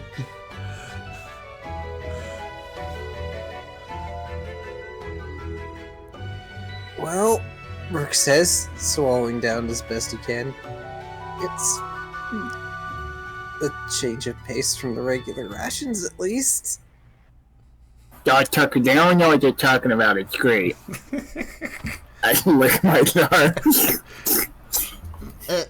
Thanks, Okay, Ralph. now my die roller works. Thanks, Ralph, says Tucker, knowing full well that that nothing would really be bad to Ralph. Oh, Notably, Riley is not like grimacing or anything when he's eating his. Like it's just like completely neutral expression the entire Just time. like this is just is his impression is his impression of it just this is sustenance, basically. pretty much. so But to be fair, I haven't seen him smile in a while either, so this is pretty normal. It is So- possible that Tucker endured better simply because he's a dog, so dogs are not generally picky, so he finds it fine, but he knows he could have done better. So, pertinent note, if you right-click on the rim of your die roller, check and see if above deal, if it has reset. I have mine on reset. Mine says reset. Like clicked off or what? Yeah, click reset, especially if you're having trouble getting it to toss dice. Ah, point. Okay. We should try resetting that. I forgot the reset Yeah. was even a thing. Yeah, I didn't even. Okay, cool. Yeah. So, Okay. that might be part of it. There might actually be an end to the script that we just reached. You don't see it? Yeah, then you should be fine. Well, I mean, it might just be because you're promoted, Car, that you see it. I saw Maybe. it. Oh, okay. Yeah, because I can't. I haven't seen it on the other dice rollers. I see it on Brooks. Reset is there Nice. for me on every one of them. Yeah, so, okay. I'll try resetting them if they ever break, then. Since Yeah. I seem to see it. Just in um, case that works. Yeah. Well, yeah. With your meal consumed, you all settle in for the night. Well, actually, there's one thing that Eragon Oh. brought up. Yes, Yes. I wanted Tucker to perceive Riley. Tucker, go ahead and make your perception. Once which everybody's is- had their food, he would probably pay a bit more attention. Actually, is- he's... Yeah, go ahead. Yeah, insight survival alert, as Okay. always. Yeah. Perhaps the reason Riley gets his attention back, actually, is because there wasn't a lot of comment. He just kind of had the food without much comment, which is unusual. Everyone else is like, it's so good, or it's eh. Then there's Riley. Sip. Wow. Nothing is perceived. Everything's normal. I should get some points to alert, because then I probably would have actually gotten some points there. Yeah, unfortunately, Tucker notices nothing. Okay, Riley's acting perfectly normal. Actually, you know what? Screw Tucker it. is tired. Screw it. I've been meaning to put points to that. I keep saying I'm going to. How much is alert? Well, How much are started those? 6. They start at 6. What's the cost for 2? 12. Okay. I'm losing 12 points. I'm putting alert in. Oh and- gosh, that's right, you have oodles of EXP. Infinity XP. 12 Can you we said? do that roll with his extra dice? Yeah, I was going to say, can I just add those on? Yeah, sure. Okay. All right. 98 to 86. And 2 points. And here's the 2 extra dice. Watch it be 0. Okay, I got 1. Thanks for that. Thanks, alert. Actually, you didn't because you got 4 ones Oh. now. Oh, nope. That was 0. It's still 0. I hate to be that guy. Well, the alert's still going to be useful, possibly, so... this is honestly a stat I wanted to increase for him. Oh my god. It's okay. Just leave it. It's fine. It's fine. No, go ahead. Stop. Just leave it. It's fine. Anyways, no perception then, I guess? Alright then. There's nothing to be perceived here. Fine. Moving on. I'm not going to watch you fiddle with that. You don't have to. Go ahead. Sorry, compulsion. Wait, you fixed it. Kyro's amazing! Anyway. He did it. Unfortunately, Tucker is tired. You're all tired. You had to deal with Zeal all day. I mean, that's nothing new for this trip, but still. Zeal has been obnoxious. Well, In fact, Zeal's been more obnoxious than usual. It's a bit of a bar to raise. He's getting antsy. He's getting a ball to play with. As you all are settling down for the night, you hear the distant sound of rhythmic metallic tapping. Like, how far away are we talking here? Like, Distant. thunder, kinda? Okay. Distant. How much do you want to bet that's our friends at the tree?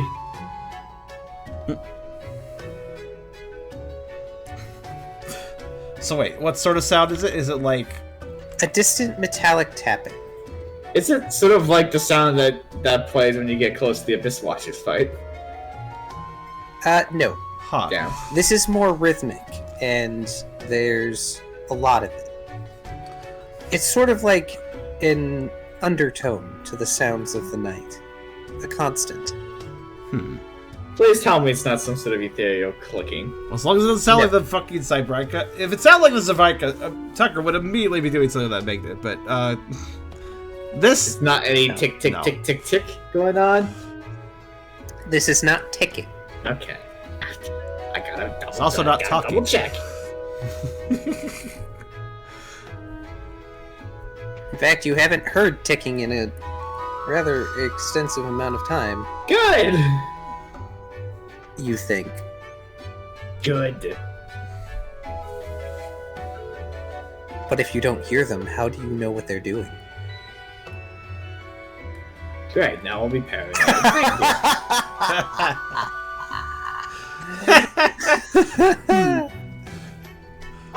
I feel like it's been semi-recent since Ralph heard taking, kind of, sort of. I don't know. Oh my god. Well, while Ralph starts barking, Riley will offer to take first watch. Yeah. Ralph's got to get this barking out of his system, so yeah, I'll take first watch, and I'll go say hi to whoever they're barking at. Tucker will kind of try to pick... Oh, but I will say that Tucker will try to pick up on where that metallic sound is coming from. Like, if it's, I guess, towards the direction they came from, away from the direction the direction they're going, etc. More in the direction you guys are going. It is off in the distance. The way it echoes across the extensive plains is difficult for you to manage to get a bead on it, especially with how tired you are. It's one of those things like, it's far away, it's fine. But of course, there's always that curious part of you. For now, I institute a 5-minute water break because I need to get up and walk. This is fair. Okay. Everybody drink water! So if you're wondering why Tucker's expressions change on the VTuber at random times, if I type something in the chat that involves a number, that will change the expression. So 5 is angry, for instance, so I type 5 kilobyte, and I made him angry. Because we get very angry at 5 kilobytes.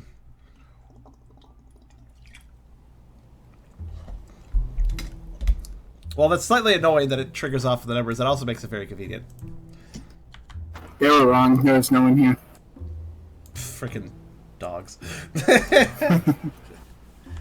It's okay to bark, but you gotta make sure you know what you're barking at. You can't just bark on a false alarm. That's just silly.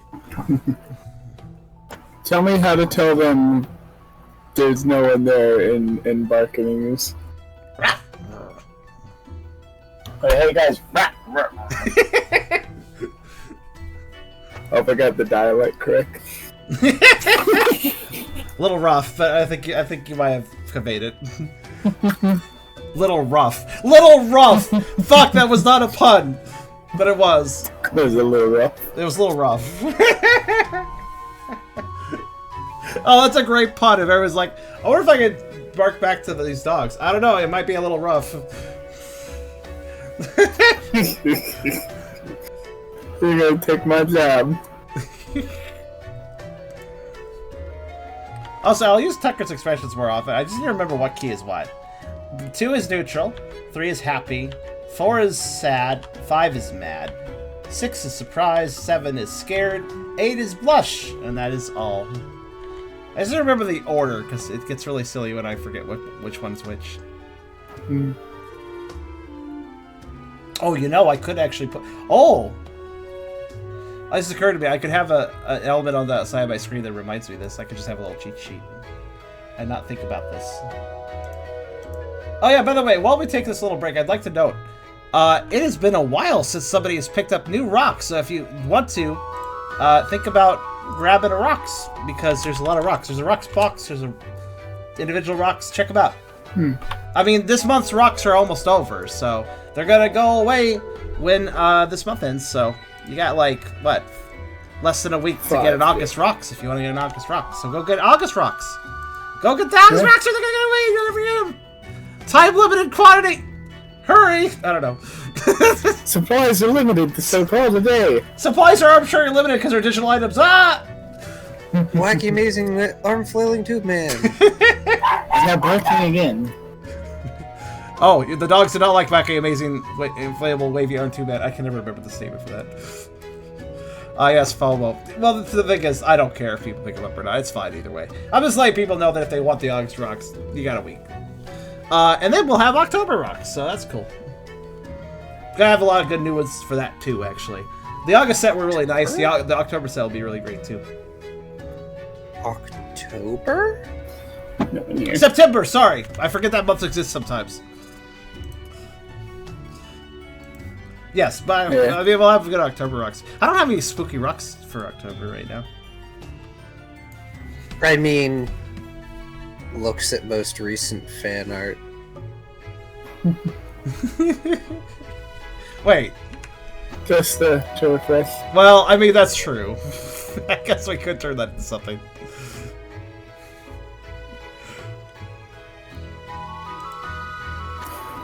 Speaking of fan art, we have something cool to show soon. Pretty soon.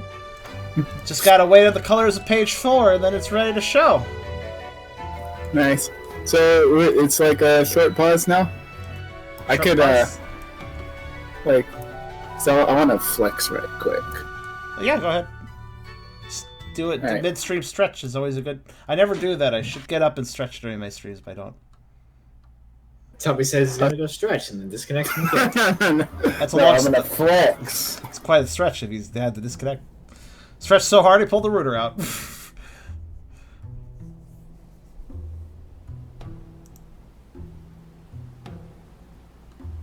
Also, thank you, Blink, for the additional information there. Yes, there's also a free Rocks box if you got a sub.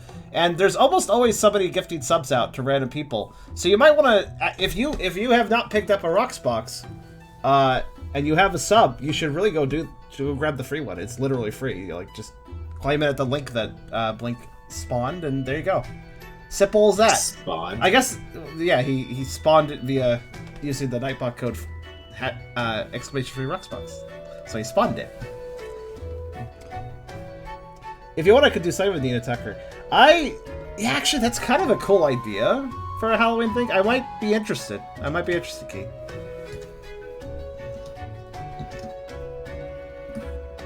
I like having 5-minute water break. It's taking longer than 5 minutes. Well, I wait for Tubby to stretch. Also, I guess I'll re-invite him. There we go.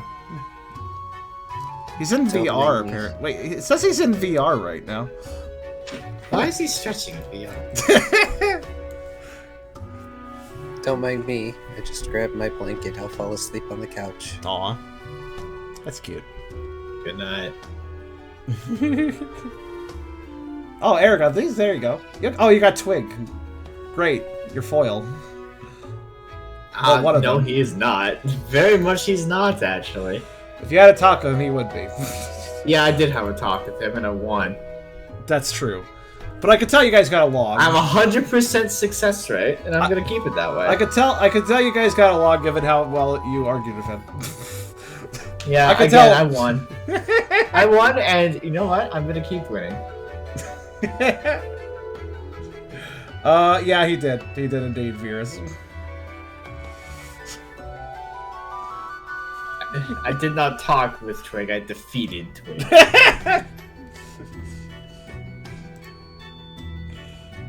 Oh my goodness. Also, it's got some good box claims there. 100% success rate. Actually. Nope, none of those were actually above bronze, though, so if anybody gets a silver box, I will open it at the end of the stream. Also, Shen, thank you very much for the donations.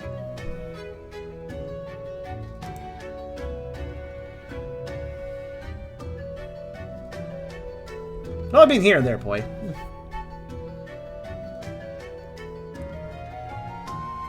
We've talked. It is part of a relationship for the two parties in the relationship to learn more about each other and to basically figure out how to sync up. It takes a while to sync up, like, especially once you start living with a person. It doesn't matter how much you love them. It can be difficult to figure out how to, you know, mix what you do with what they do and just get used to everybody's, you know, individual mannerisms and stuff. It takes time. Keep mad respect to anybody who can come up with rhymes on the fly like that. It turns out to be quite different. I did do that that NPC in a D&D game I hosted once. I don't think Twig can rap. Why the fuck? Tubby is in VR. He's got a fucking giant VR headset over his fucking color. Look at that. What? His color? Look! Look at zoom out. Zoom out, okay. Oh, what the hell's that? Why are you in VR? Oh wow, he is in VR. Because if you are, we can't fucking hear you, so... Well, his VR headset changes the sound. He said that earlier. That's probably why. There we go. Oh my god. Wow. So, Alright. yeah. Oh, okay. Is the audio better in this, actually? I think you were using the VR headset. It's similar. like, It's the whole similar. time. It's good. It works. It is weird seeing that, but also cool. Yeah. Why? Yeah, it was pretty cool. I've I never- said, like, flex. I've never done any. I said I was gonna flex. Oh, I thought you were I thought you were like doing limbering up, stretching. Okay, I thought you. flex. Okay, fair I enough. can't That kind of stretch, flex. and you can see me stretch. I'm okay with this. What is Tabletop Simulator like in VR? This is the first time I've seen it. It's really cool, actually. It's like the table's in front of me, and I can sort of move. Oh. Oh. And go It's like his way little up, Joy-Cons are like actually. feet. Don't step it across. I can like bloom over you guys. Grab your I character. hate- Grab your character It's for a like second. I'm Andros. Grab your character I for a hate second. this, actually. I kind of love it. Grab Ralph with like the... There you go. Oh, neat. Look at how much movement he has. Wee. Wow. That's really cool. Well then, assuming everybody is here, Yes, we're just yeah, we can continue. we can Yeah, admire yeah. Tubby playing with the entire board as if it was a dollhouse. No, he messes with enough stuff already. He doesn't need to have the power of VR. He's the only one who does, so we're gonna have to deal with it. The only one who messes with the board or has VR. Wait, throw Ralph. Throw Ralph for a second. That's the last thing I'm gonna ask. Just grab and Throw him. Just Yeah, chuck throw him. him away. Just Just chuck chuck him. with him. Try not to run it. Try not to knock things over that are bored. But yeah. Alright. There you go. There he is. Alright, let's see. Whee! There it goes. He should respawn in the middle of the table at some point. There he is. Okay. There we go. Fun. Anyways, we can continue. I'm sorry. I was like, oh, that's kind of cool. Yeah, it is amusing. The night is uneventful. Though, it is so good that you've gotten into the habit of keeping watches. Even if nothing happened, there were a few tense moments over the watches where there was rustling nearby, though nothing came of it.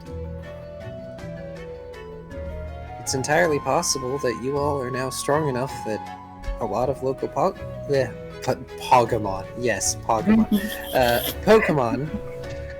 Thank you, words. Simply don't see merit in attacking you. Don't start, Kyrio. Please, no, I hate it. I hate that so much. I don't even understand why I hate it, but I do. I hate it because I like Pogs back in the 90s, and that has something to do with that, but I prefer those. They're cool.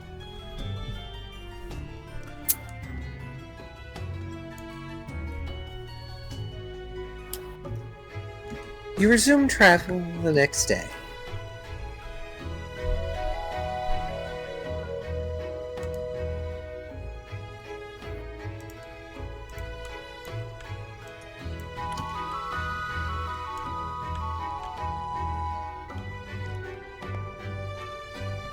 Is the 6 good or bad, or is it Salandits again? Yes, the Golden Salandit 6.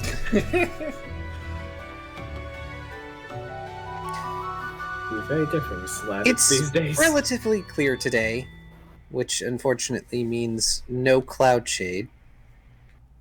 Ugh. But it's also not so terribly hot and sunny that it's unbearable. Good. As you travel along, following Zeal's mildly meandering guidance, and the Litleo, by the way, is acting a bit grumpier than usual.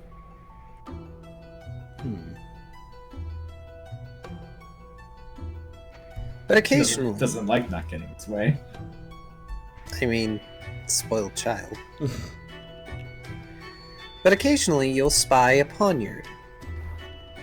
Just occasionally popping out of the grass to grab something. Sometimes they'll just watch you go by before shuffling back into the grass to do whatever it is. They seem unusual compared to the rest of the normal wild Pokemon. You've heard of You this, want the Banter from the tree. You've heard of the Salandit bandits. Now get ready for the Pine Knot Posse. Also, what was that Eragon said? How much do you want to bet they're from the tree? Is that an outward statement in game? Yeah, sure, why not? Tucker will think about that. Because they're still types, or... He's trying to figure out the correlation. Not quite sure. Knights, those guys are very sharp. Feel like they fit the motif. Kinda, yeah. Maybe they are. Regardless, they don't seem that mean or anything, so I guess they're okay. You would expect a knight to be courteous.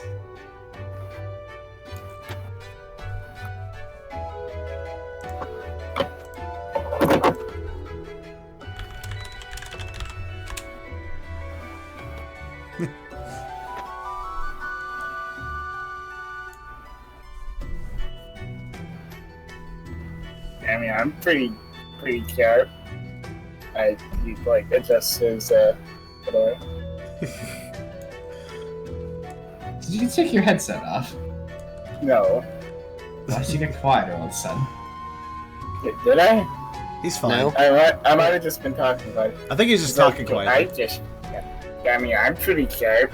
He adjusts his fedora. Yeah, I'm super sharp. I don't know what it is, but there's something about that hat that puts me off.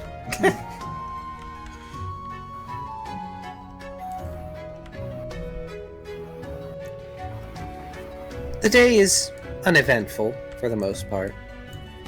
Though as it starts getting dark, you can see, in the relative distance, what looks to be a very large tree, or the remains of such. Ah.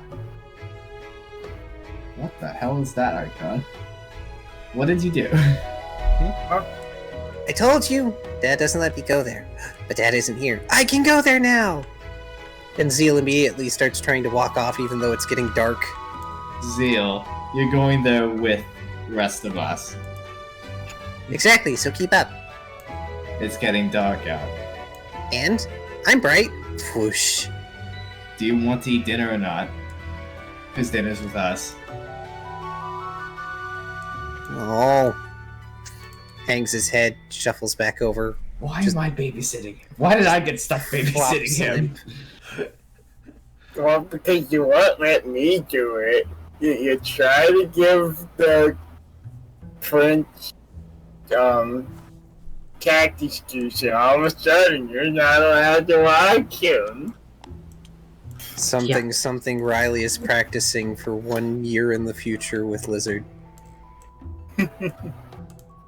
I'm sorry, I would not trust Ralph with a child. I wouldn't trust Ralph with anyone under the age of 17. Sorry, Tucker. No offense taken. I'm not that bad of a caretaker. I would call. You've been lying to Zeal constantly, and you attempted to give a mystery liquid that I don't know what it is, but I know it's not good for you. Well, Tucker will note, that was Riley commenting that Tucker, anybody under 18 could not take care of a kid. What was that? I would not trust Ralph with anybody under the age of 7. Anyone not an adult, I would not trust Ralph to take care of them. What is it? Oh. I love the fact that the party's being appeared to still where the egg fish hasn't even hatched yet. Give it time. You don't have to raise an egg. You have to make sure nobody eats the egg. That's the only concern of eggs. Just make sure they're not eaten.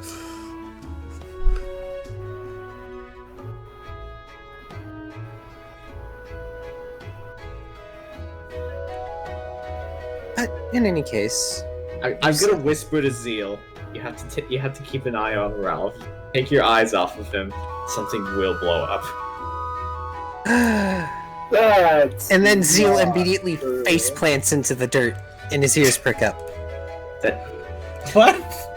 He's trying to make something explode. Not you specifically. It's all of us collectively. Ah! And he just lifts his head up. It's like mildly flecked with dirt, and he flops over on his side, and then rolls over to his other side, groaning in exasperated just frustration. Oh. Rolling around. At the speed of sound? Got place to go. Do you want to help make the fire, Zeal, or you want to keep rolling around? Yeah, I want to make the fire. You want to help Gets up. gather the materials for it? No, only Floosh. Flush will come sooner if you help gather the materials. Squints at Riley. You're trying to make me do things. This is why the Sorry? prince has subjects. Isn't a king supposed to be a leader? And Show me how to make a fire.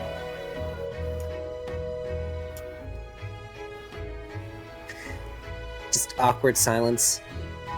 Well, I suppose you would be unable to survive without me.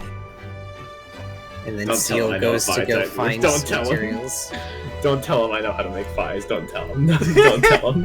Let him have this. Let's go. Don't tell him, you ain't even gotta tell.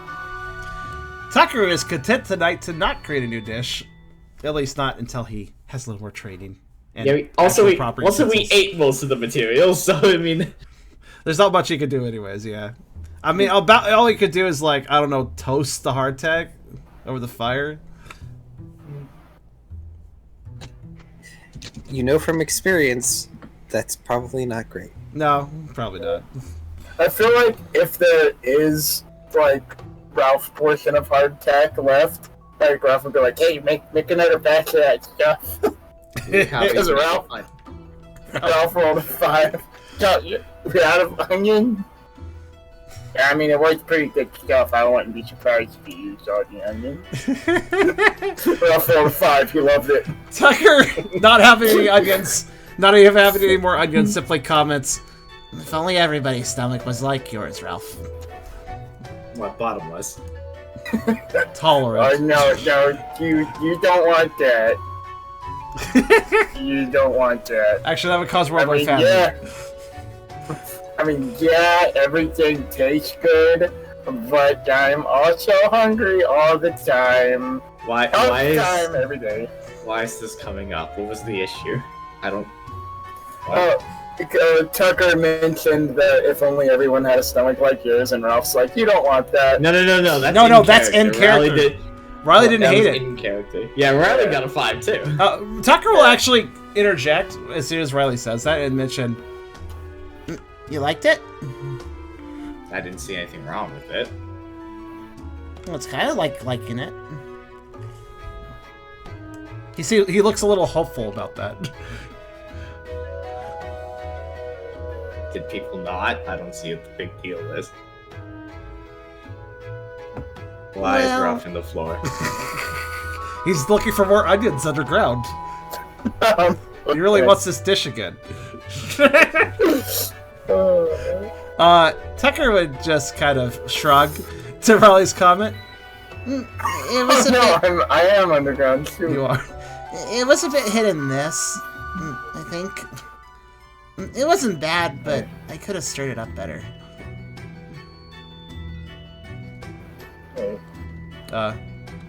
What are you doing?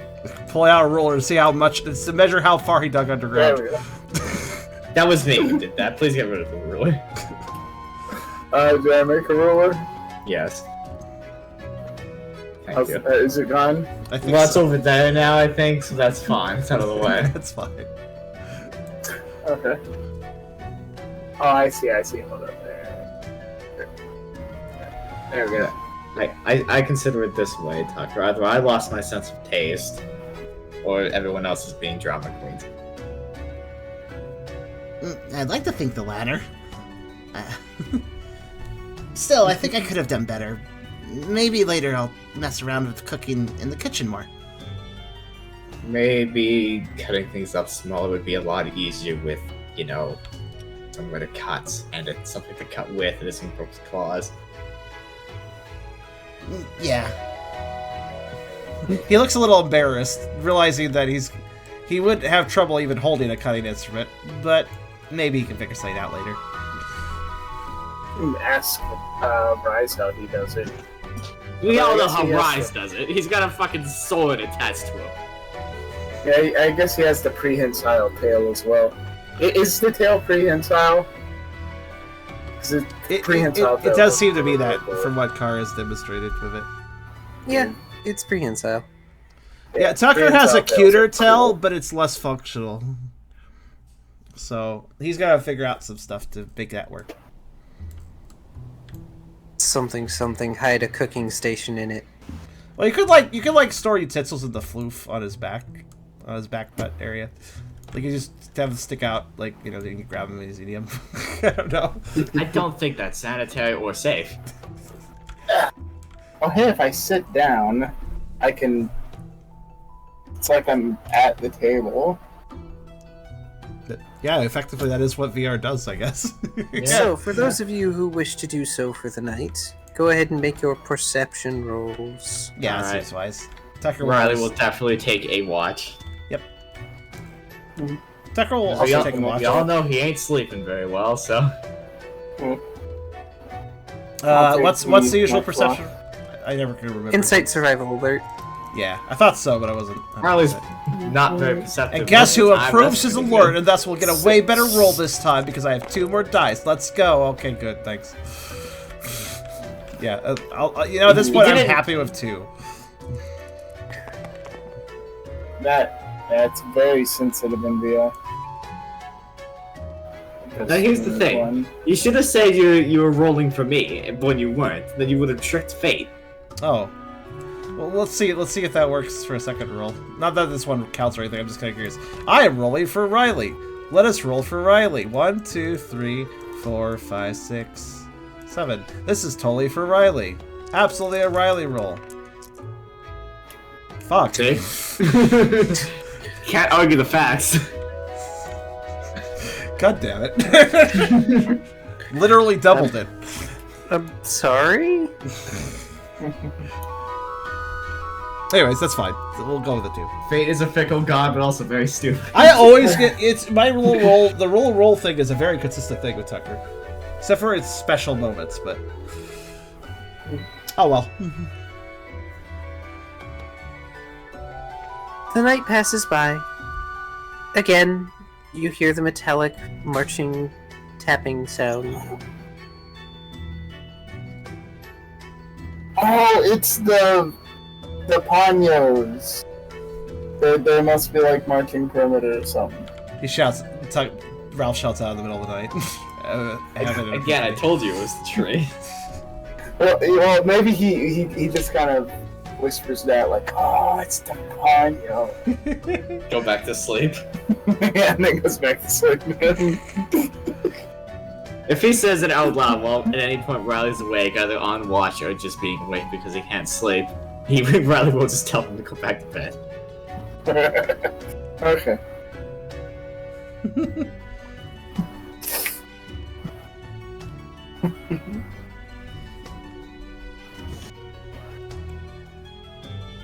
By the way, have we had any signs of the ice type at all while we've been wandering around?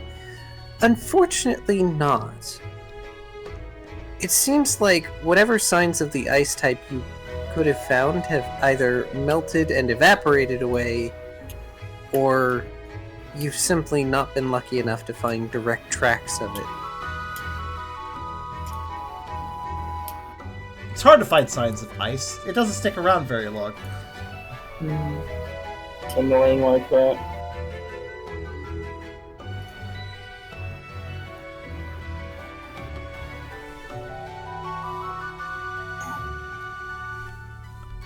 The next morning breaks. Who's gonna wake up first? Does ice have a scent? I would argue it kind of does, because water smells different when it's frozen. Do it? So, Well, it's some kind of weird way I can do it.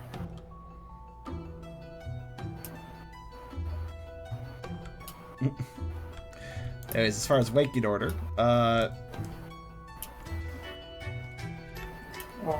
you know what? Let's play with this a bit more. I'm gonna roll a couple alert dice to see if I wake up reasonably fast. However, I am rolling alert for Eragon. Okay. Then middle of the road waking up speed for Tucker. I just guess a single die to wake up. Let's use dice or does it work? Oh, let me check something. It's perfect time to test this. All right, let's see. All right, try now. Oh, really? Wow. 3. There we go. All right, one moment. Reset didn't do it. I tested. All right, here. Try that one. There you go. Yeah. All right, I'll just replace it. Shrug. Here. Second. Yeah, just like... And Rook. There we go. Okay. Oh, where are you going? I just... Oh.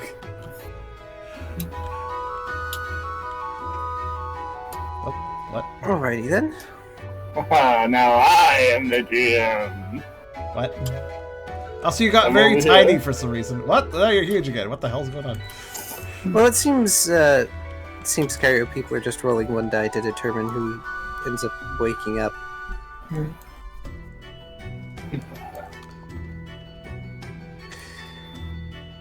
I'll actually just roll the one die. I was just doing a little test earlier.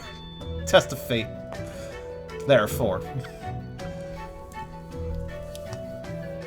Why doesn't Ralph and Riley also see when they woke up? I believe Ralph already rolled. Oh, okay. Yeah. Oh, a 6 as well. Alright. Boyfriend.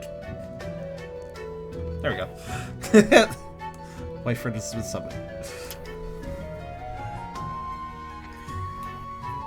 Brooke seems to have cured of his oversleeping. Indeed.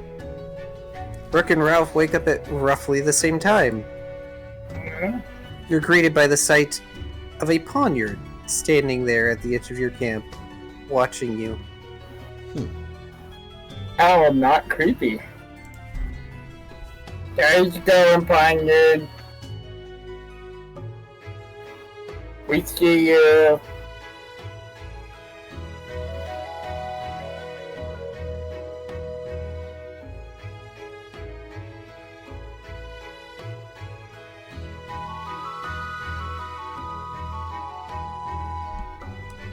You gotta finish that statement? Or did you finish that statement? Yeah, just we see you. It's his room. Like, alright, your room?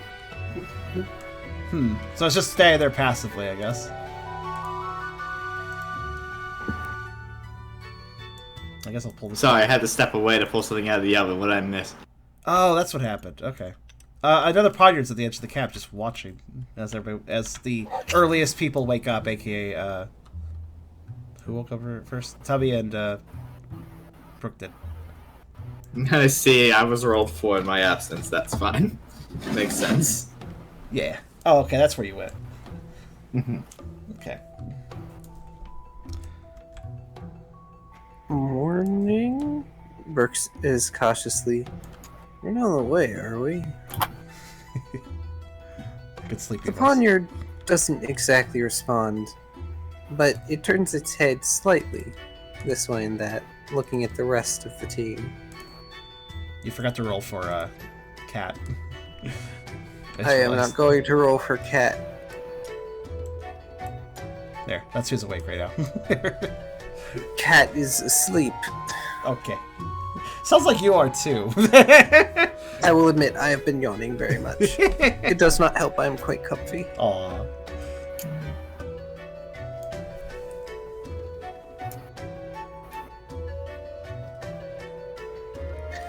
The poniard does not necessarily respond all that much. But nor does it necessarily leave.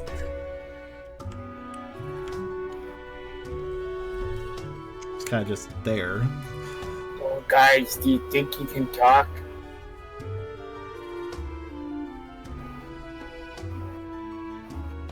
So, seen any ice-type Pokemon lately? Yes. The poniard's eyes snap to Brooke. For a moment, they flex their little knife blades, and then run off with tinny little footsteps into the brush, Huh. just in time for Riley to awaken and see this thing running away. Did I miss something? Well, you were sleeping, but now you should be noticing things, yes? That was in character. That was an in-character question. I wasn't sure if you stepped away a second time.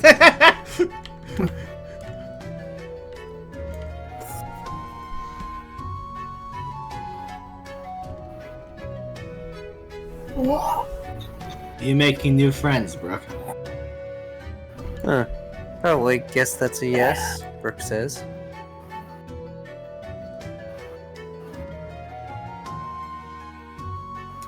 Just to make that clear, that was probably to the "did I miss something" line.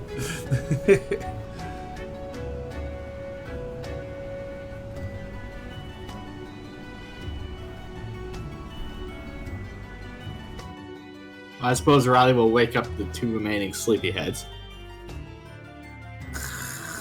I was gonna say I'm not sleepyhead, but then I had to pause to yawn. Not sure. These poniards keep popping up, Brooke says. He ran off when I asked about the ice type. Weird. Also, yes, that was my best impression of Zeal snoring. Tucker does wake and kind of catches up on the situation a little bit as he kind of yawns himself up. Riley will shake the cat.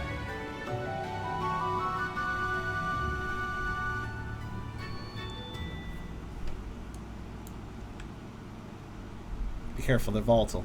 They may explode if you shake them. No, that's not how you do it.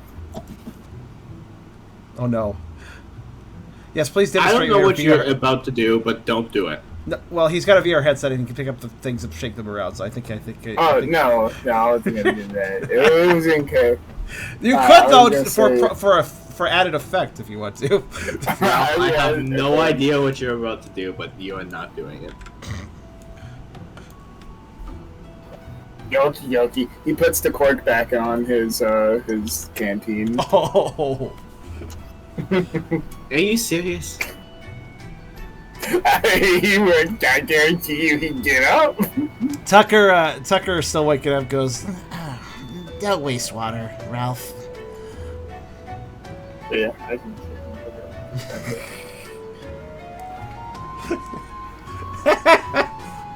How can you be so irresponsible? Put him down!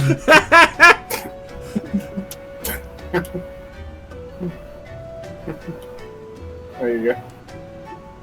I will give him a little jolt. That is it. A little shake. oh, you have a small Karserus? Cool. Yeah. What? He's gonna give him a little jolt, he said, so. How dare? How are you jolting? Little shake. Oh, Tucker?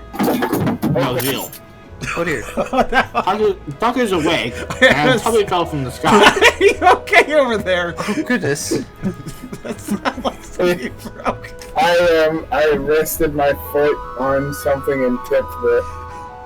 You good, man? Thing. Are you okay? Yeah. Is everything alright? Yeah. Okay. Yeah, I broke a glass, but everything. Oh everything's no! good. I'm sorry. I'm gonna Hopefully they make a big switch mess. that. Yeah, maybe Yeah, so. it was Maybe empty. maybe that's a little bit of a sign. Yeah. Yeah. I'm done. It was mostly just for I mean, it's quick pretty cool. flex. I meant to go back. Yeah. It is really cool. I need to practice more, like not in an important thing, but Not breaking glasses and such. Yeah. That's an important thing to practice, perhaps. I'll bet I'd make a big glass mess. no, it's like right here. Okay.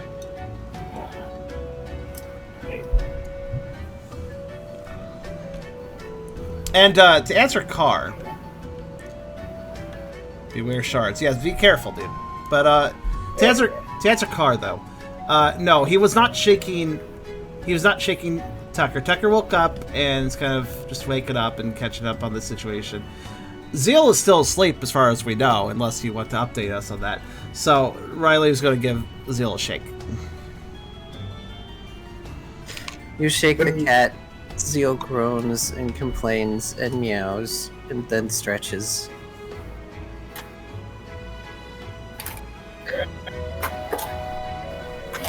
Welcome back to the land of the living.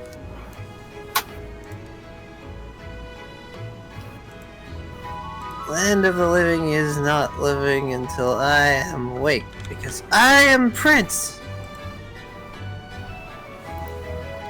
Attempts to do the proud puffed out chest pose and slowly slumps forward. Still half asleep there, bud. Muffled Zeal noises. Oh yeah, Zeal noises.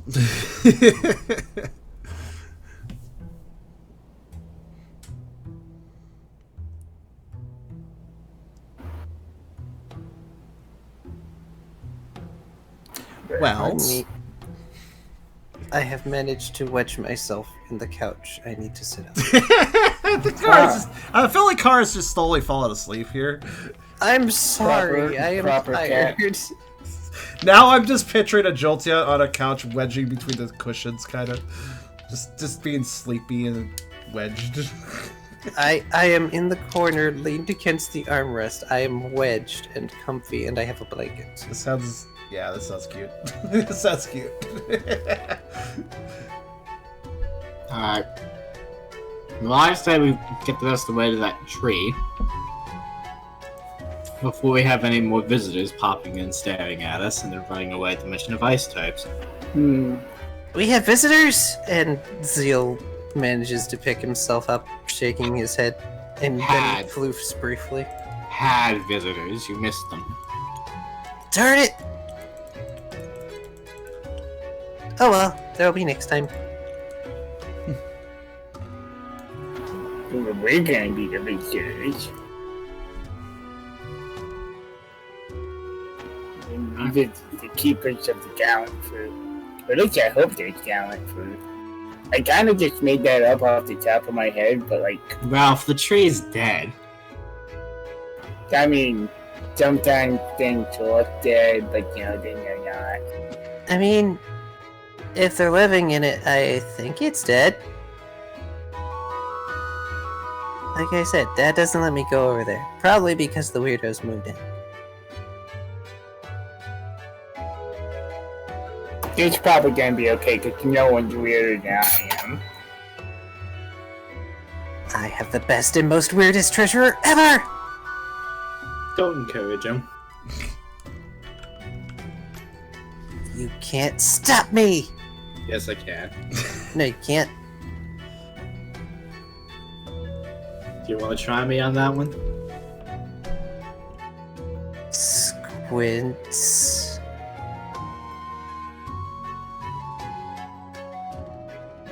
No. Alright, then we'll take my word for it.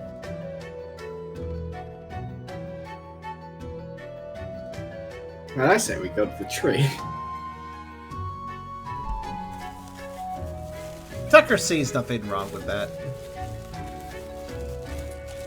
Tucker also has not seen the poniards as a problem, just a curiosity. They just sort of show up, do things. Do things on their own time, on their own schedule. It's fine. Nothing wrong with there.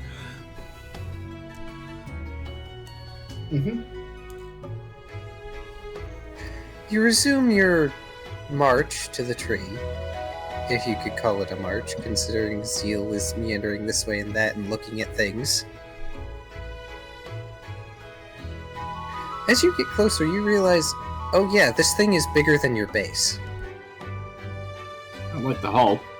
There are people living in it. I like the hope it's bigger than our base.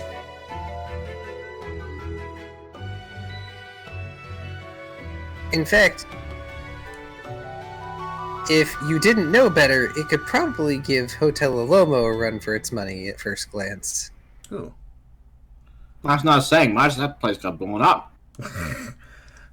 I imagine he needs a Before heyday. it got blown up. Most places aren't that impressive once they're blown up. Fun fact. There's a hole. There's a hole in the middle of the hotel. Oh, that's why they call it. That's why they call it a hotel. Hotel. I got it now. There's a hole. There's a hole. There's a hole in connectivity.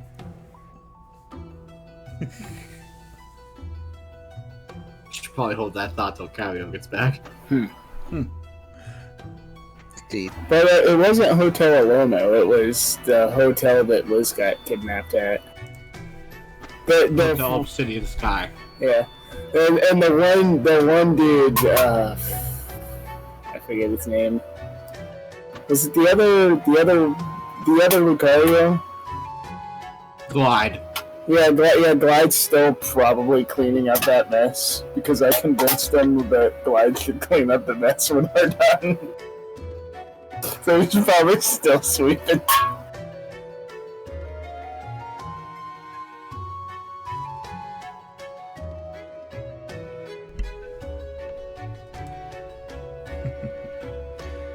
I mean, good for him, but if he's still cleaning after over a month, I mean, that place got blown to smithereens. I imagine he still is, yeah.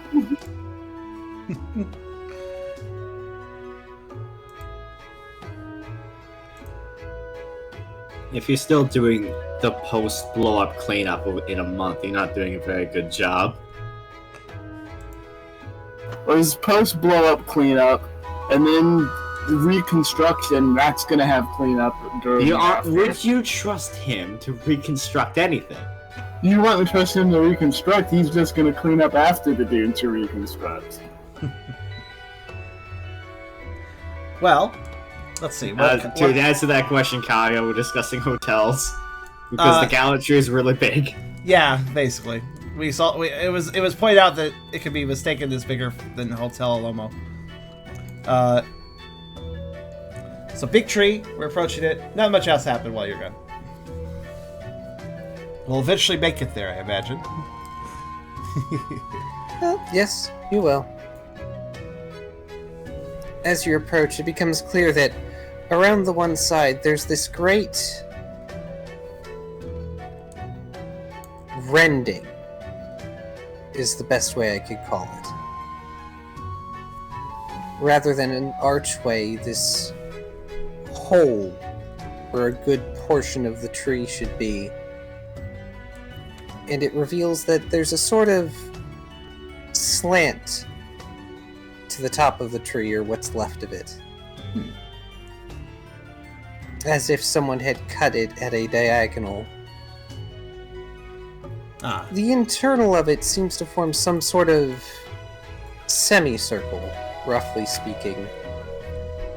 From what you can view of the inside, it looks as though it's been carved over a very long time. Obviously carved before the weirdos got here. At least in some respect. Though a great deal of the more recent additions are more obvious given their modern bent in architecture, such as the squared off stairs instead of, ramps like a sane person. I mean, Callie, I wasn't going to get close enough to get information from these lunatics and then just fuck off out of here. If you can manage that.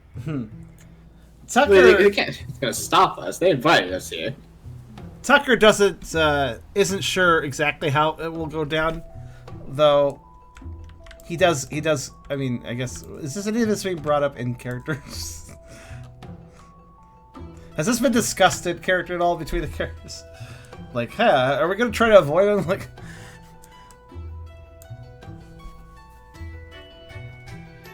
I'm sure this is that we didn't really think this through sort of situation. I think Tucker / me just assumed that we would be dealing with their challenge as well, and then figuring out the ice type after that. Also, yes, I was wondering if you wanted a song change. Yes, 11 will do for now. Okay. Ooh. Let's see. 11. I assume that is. Oh, Chivalry. there's actually. Hold on a minute. Before that, I just want to see something. There's also number 47, but I believe that's a different theme. I think 47 was specifically for the tree. But you could choose either one if you prefer. Let me double check. It'll only take a second. I'm trying to look at the whole of the title. I'm not the full title is Spear, Sword, and Hoof: The Gallant Knights. Oh wait, no, that's for the knights themselves. All right. I want to say there was a song for the Gallantry though. I could be wrong. I really like this though. I started playing Chivalry. It's quite nice. I'm a sucker for the flute. Oh, that's a good song too. Oh no, yeah, it's under locales. There's one for locales. 32 in locales. Oh, there it is. Yeah. I knew we had one. It counted as a locale, so. Which one would you prefer? Is all I will ask. The Gallantry. Okay. We picked it specifically for this. We did. Brooke had every intention of flaking on them personally, but we're not getting much info about our goal anywhere else. Unfortunately. Also, there's no guarantee they know anything. So, you probably could flake on them if you wanted. I mean, you haven't entered the place. You're just close enough you can see. And Ooh, yes, very oriental. And the tree itself is most certainly dead at this point. If it's still alive, it'd be hard to tell how. Actually, let's not go to Let's not Camelot. go to Camelot. It's It's a silly place. I appreciate that reference. Thank you. I do too. Yes. Also, I was perplexed by Tubby's comment because this is very medieval-ish folk music. Not really oriental, but fair enough. I mean, A little bit. Occidental, perhaps, but... So if everybody missed it on table, number 32 in locales. But, yes. There aren't many totally intact branches in the outer portion of this tree. But, more than that, there are old carvings in the outer bark. They seem to depict a variety of Pokemon, mostly. Or symbols like the sun, the moon, clouds. They're all sort of woven together. And with the weathering of ages, many of them seem to simply fade into the bark. Any ancient carvings of Team Cheer we should be wary about? Do you want to go looking for any? Not really. How old do they appear? Oh, no, time, travel, bullshit shenanigans. Oh. That would be... How old do these carvings appear to be? Fairly old. They would have to be at least several decades. Oh. Older than the prince that's standing with you, at least. That could mean very little, but okay. Also, I feel like I'd like to interject that while Brooke had every intention of flaking on this whole thing personally, Tucker was actually probably going to be a fair bit more honorable if, like, he wasn't going to try to skip out on whatever this was. It sounded like I needed to just kind of get it over with. Regardless of what they thought about it, it was kind of just going to hang out their heads till I dealt with it, so... Yeah. Also, he sees no issue of an honorable duel or whatever.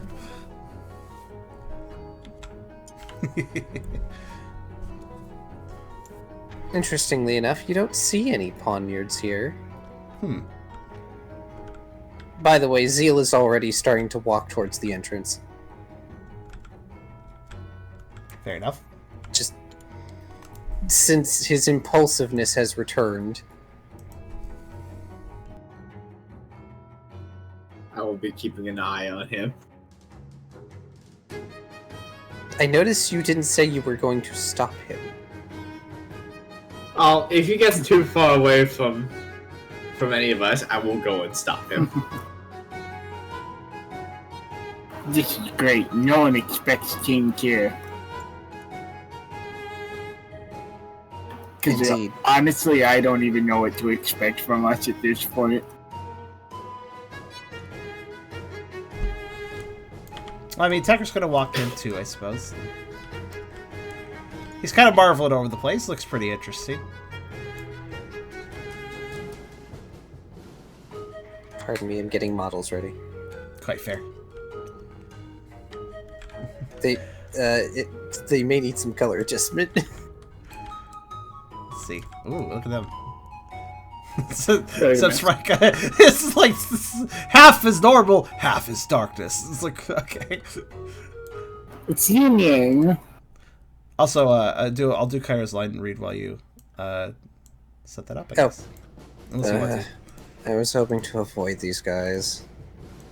But I guess we have to at this point. Brooke grumbles. Tucker pipes up.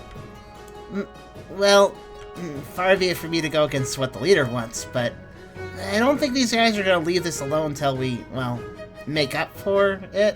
What was it again? Tucker actually doesn't quite remember what they had a problem with for a second, and then perks up again. Oh yeah, that one sword. We did kind of offend them, sort of. Well, Riley did, but... Remember when they were calling us bandits for attempting to go and rescue Zeal? Zeal, who is with us right now? Oh yeah, they're gonna feel super chilly. I feel like they're just gonna double down. Didn't they call them? Didn't they say that because Tucker? Initially, yeah. Yeah.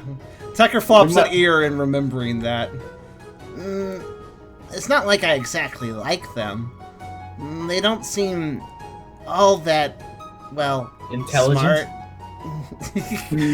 Tucker struggled on the word, not wanting to be too rude. Bendez Riley. But they still work with the Pioneering Club, so we should still try to work out things with them if we can. So, At what point do we call them idiots and continue on our way? Still, though, After they tell us whatever it's up. still Tucker has a point there because they are on good terms with the Pioneering Club, or at least, you know, they work with them to some degree. So, ruining those relations would just not be smart on our part. So, Yeah. Something Alright, well, we do not speak for the Pioneering Club. but we are still part of them. So, But that's an opinion expressed by Team Kyrio, those of Team Kyrio, not those of the Pioneering Club. Team Cheer does not like you. As you can look inside, it appears as though a familiar Honedge and Dubblade are having a sparring match. There's another Pokemon, larger than them, watching off to the side. Oh, hey, anyone want to take bets on who wins? No. Guys are no fun. We're here for a reason, Ralph. Fine. though not commenting, Tucker does kind of observe the sword fight, though, finding it kind of interesting.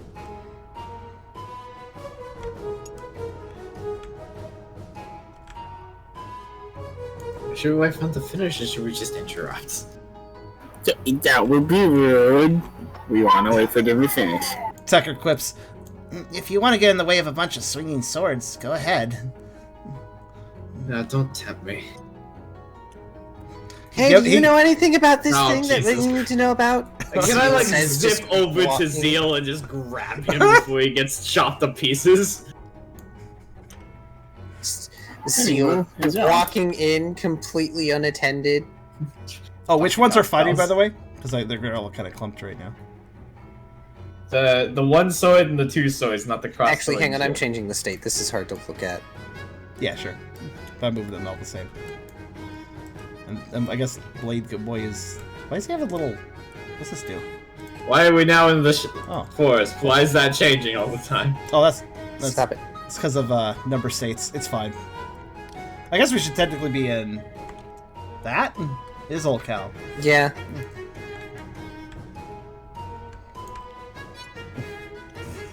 There we go. Little rearrangement time. Okay, I'm gonna grab this cat before he gets himself killed. Or Why me. do people keep putting him on move? Huh?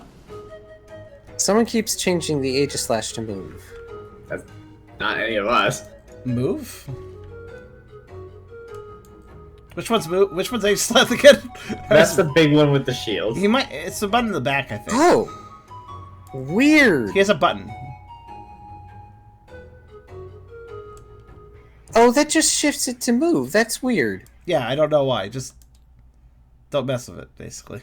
Like I just did. Oh, you can't. You literally can't help it. Okay, I'm just gonna let it be.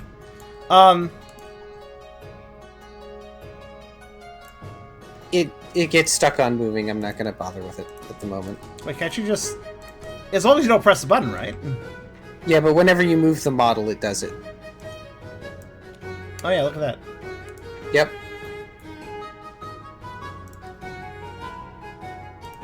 Man, what do I have to roll to grab Zeal? Are you, what are you doing to get over there? Give me a quick attack. That's fine, I Go can ahead and re-idle. roll quick attack. Just don't bungle it. Oh god, don't put that pressure on me. I'm gonna fuck up on all these dice now. Ooh. Yeah, well. Zip. Cool. Yoink. Give me your Dex Survival Athletic to grab Zeal. Maybe let Zeal do what he wants, Burke says. An interesting take, but you're the leader. That's all I'm just gonna... Only a 2. Look at all those 3s! Well, you can't stop Zeal from saying things, but you definitely stop Zeal. Yeah, I'll take that. As long as he doesn't get himself chopped to pieces.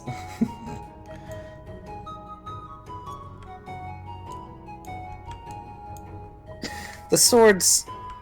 He'll have to learn that his actions don't exist in a vacuum someday, Burke shrugs.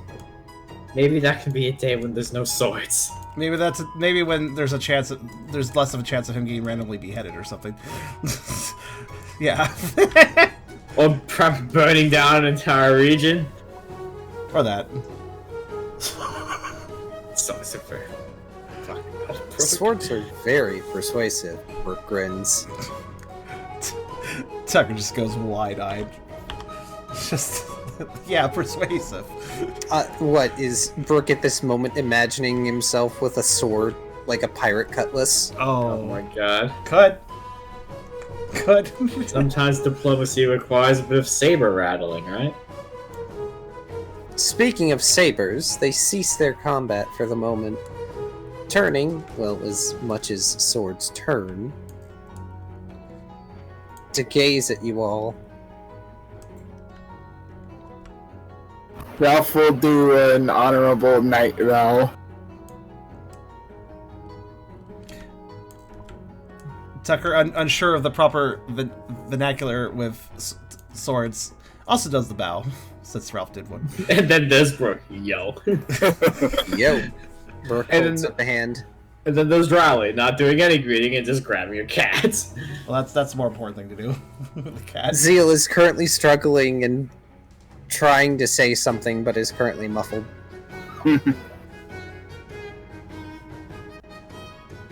Oh, there. We hail from the village. What's our village called? Please do not talk like that. Jesus Christ. Savanntown, yeah. We hail from Savanntown. Why are you talking like you're 300 years old? The larger sword seems to scoff and is their gaze somehow feels disdainful. Sorry, I didn't practice my gallant speak before I came here. Can we have Ralph Hey, take the chop hey off? Zeal, maybe try not to get your head cut off by walking into sharp objects. We're We're gonna uncover his mouth and then ask him to repeat that. I'm not gonna get cut off. I'm the prince. They would never hurt me. Being the prince does not mean you're immune to being cut up by swords. The Honedge, upon hearing that Zeal is the prince, immediately prostrates themselves on the ground. Oh. If I can get to the thing. That's why it wrote We are at your service, O liege. Oh, fucking hell. Christ. Oh, yes. Oh, dude, no. Can I tell? I'm just gonna tell the sword. Please get up. Joe, order is not- them to tell us where the ice type is, and also to give us a banquet. The doublades sigh. Do not encourage this crass behavior, Uno. Clearly, these are the ruffians that have come for the Cheval's challenge. It's Actually, we're remarkable. here for information about an ice type. Oh, of course. How could we have expected them to be so honorable?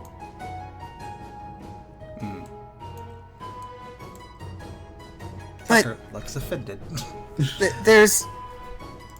But they are...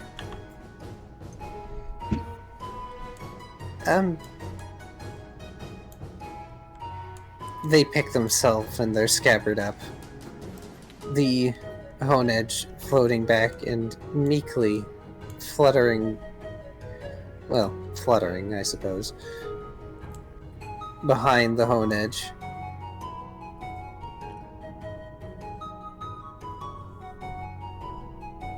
So you are not here to fulfill the honor of your duel? Not yet, unless Brooke wants us to. I mean, we're here, Burke shrugs. But there's an ice type out there causing trouble for other people. It's kind of our priority right now. Yeah, we'll totally come back to you guys once we get him. Ralph, would you do us a favor and please not talk? No, pinky promise. Tucker will interject if he can't get a word around Ralph and mention, Yeah, it would probably be more honorable to deal with this ice type first. It seems to be causing a lot of trouble. I mean, that's exactly what Ralph said too. He's like, we'll get to you guys later. We're doing this first. yeah, Yes, but but Tucker said it better. and Riley told you to shut up, so. So it works out. Still have that gun to stick in his mouth so he can't talk. Tucker makes Yeah, sure so- to enunciate the honorableness of that action, too. Yeah, so if you guys can just tell us about the thing, we can be on our way, and then we'll meet you later, because you're weird, but also the cool kind of weird. Can I be a sword? Can I be a sword?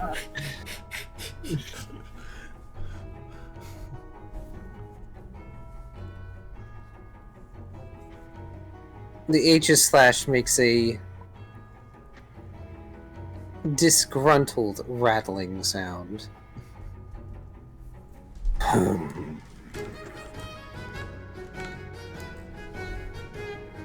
Disreputable, dishonorable, and disdainful of our...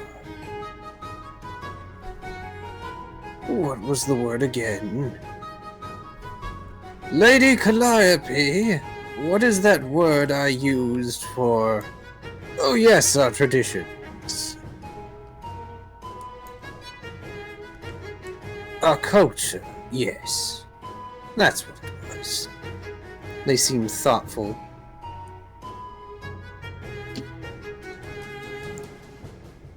Though they do not seem nearly so craven as you left me to believe. Young dolls.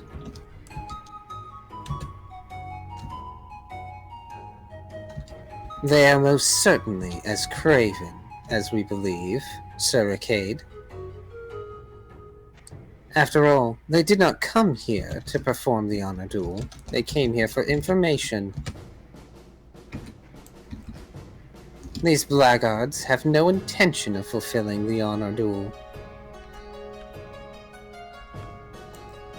You say this, and yet they proclaim they will return. Will we not simply take them at their word for this moment?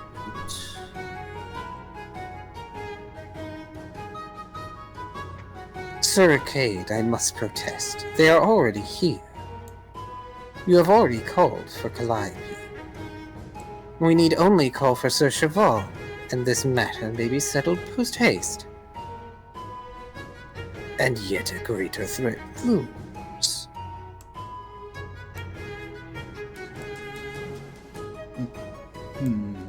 The Tubblade falls silent for a moment. The H// Sir Arcade, as he had been called, hovers a bit closer.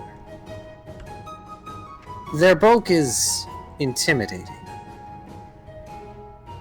They could very easily swing and take out several of you at once. Bold of him to assume. I will catch that sword. I'll fix this to that.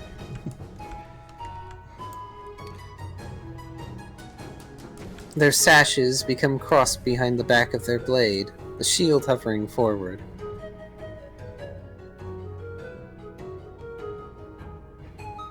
You have a choice. You may do as you have proclaimed and come later.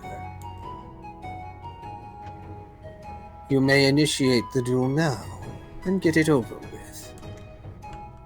Such would, of course, be the easiest and most direct course of action. The most noble and chivalrous. Or you may flee, as the craven souls that Dose would have me believe you to be. But know if you flee, you will not be able to flee far enough.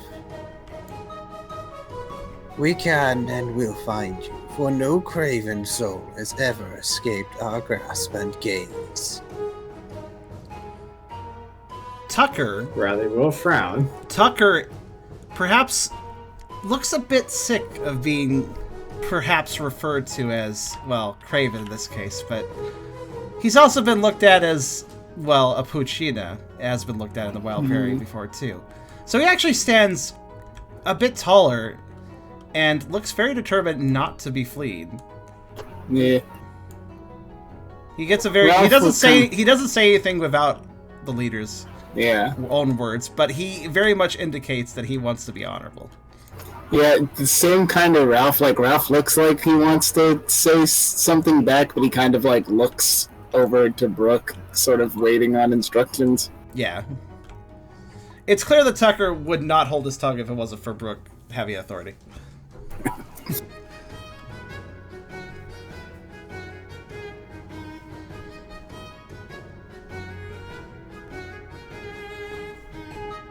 Character development. We're learning and listening to our leader before jumping into action. Tucker wants to jump into the situation, but yeah. Bert crosses his arms. I'll be honest, I don't really agree with the charge brought against us, nor am I very interested in submitting whatever arbitrary honor code you adhere to, but I'm no coward. So if we get this over with, will you tell us what we need to know? That all depends.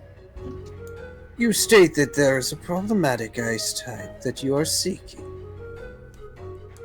If this is a problem for the whole of this continent, or at the very least immediately for its people, then we are duty-bound to provide you what information is necessary that you complete this task. After all, it appears as though you are hunting such a creature. This I may agree with. Sir Arcade! The double-blade sounds exasperated. You cannot seriously be contemplating letting them walk freely. We walk freely in here. Do you see a cage about this tree, Dose? Well, no, but certainly.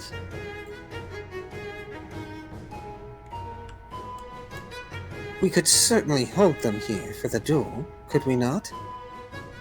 And that would be besmirching our code. Why, Uno?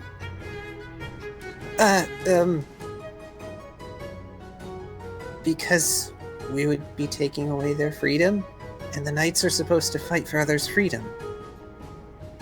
And for justice. True, our honor is all well and good. But if we were to hold them without any true known crime and evidence, that in itself would be injustice and dishonorable. If they are indeed what you say they are, Dose, then they will prove it to us. Simply as they will prove to us through the honor duel that their honor and ours might be restored. Simply such.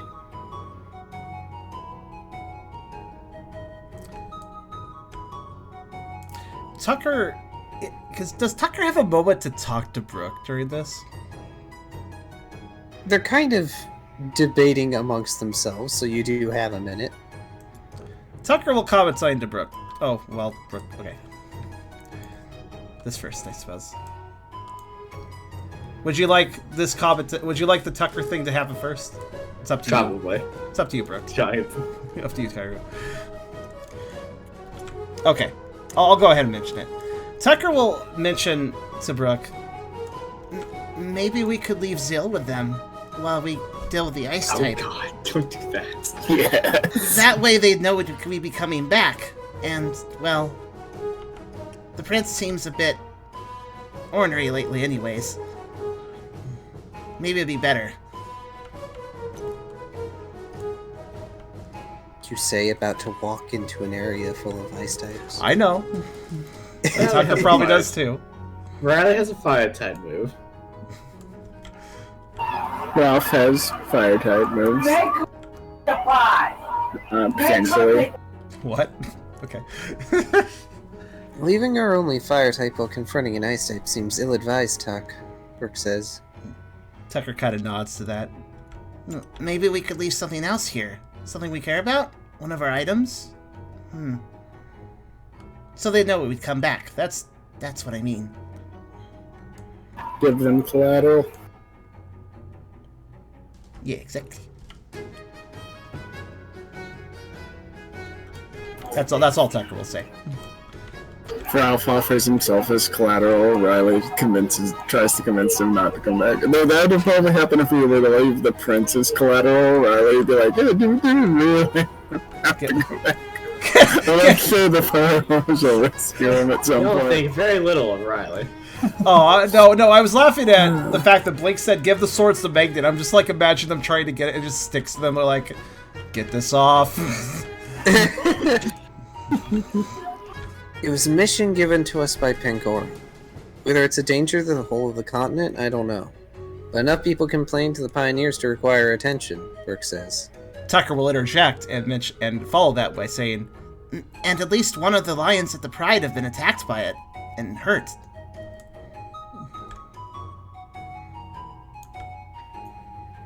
Oh, is this so? I don't think they need a hostage, Burke says. If they're so honor-bound, then they'll probably take us at our word. Brigade! A lighter voice rings out over the Gallantry as a Zebstrika steps out into the open on one of the higher layers of the internal structure. How many times do I need to tell you? My name is Calvin. They leap deftly from layer to layer until they're down on the ground floor. Ooh, very nice. What was it you were asking about? Ah, Lady Calliope. We were just debating on whether to let these supposedly craven bandits, or fellows, what should I be quite clearly calling them?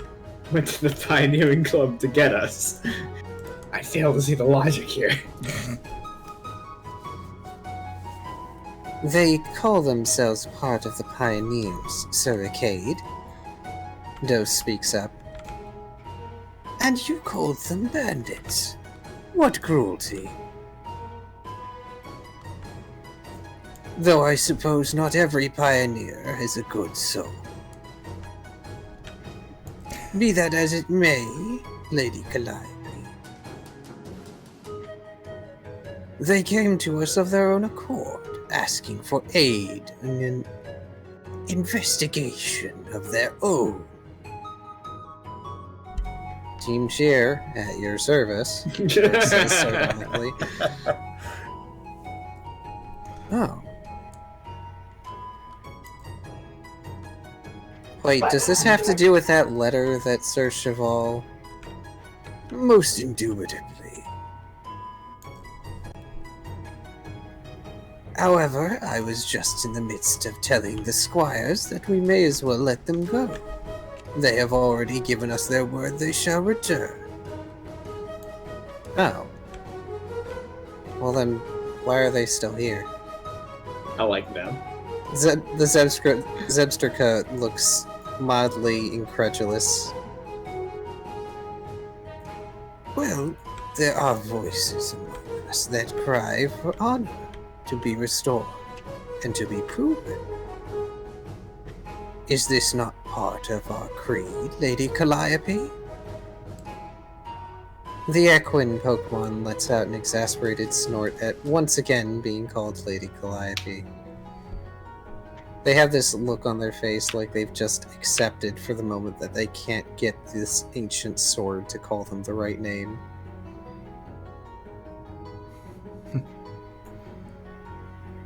Well, if they're gonna come back, they're going to come back. What do you want to know? The Zebstrika looks at all of you. Their eyes narrow in on Brooke. Mostly because Brooke is the tallest and looks the most like a leader. Aside from Sash Ralph, that that says leader. Aside from Ralph, that is, because Ralph has the hat. Does the hat make you want a leader? Is that all it takes? I mean, it looks fancy. The right hat really does wonders. But I feel like it's evident that Brooke's leader because Ralph looks to Brooke to see if Brooke will speak before, So does Tucker, he for doesn't that answer matter. himself. Yeah. And it's fairly obvious that Tucker was confiding in Brooke too. So it's like, yeah, deference is obvious. In fact, Ralph will even kind of move his arms, like, and a little bit of an indication, like, yeah, talk to this guy. Tucker is doing that thing though when you're with a friend and the friend says something kind of rude and you're like, yeah, like you're trying not to be rude with them, because Brooke is being a little bit on the rude.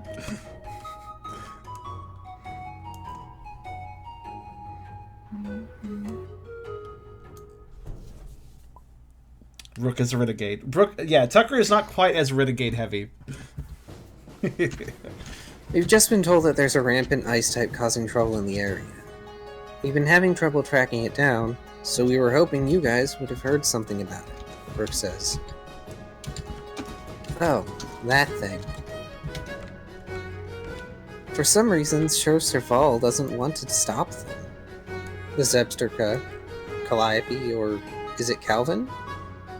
It can be hard to tell, given the current conversation. They shake their head.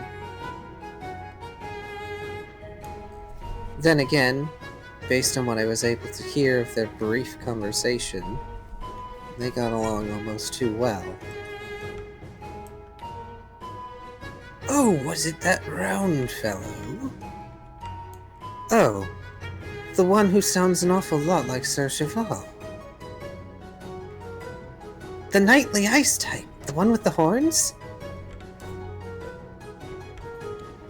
The Zebstrika just closes their eyes and sighs through their nose. This is their life. These are the Pokemon that they live with.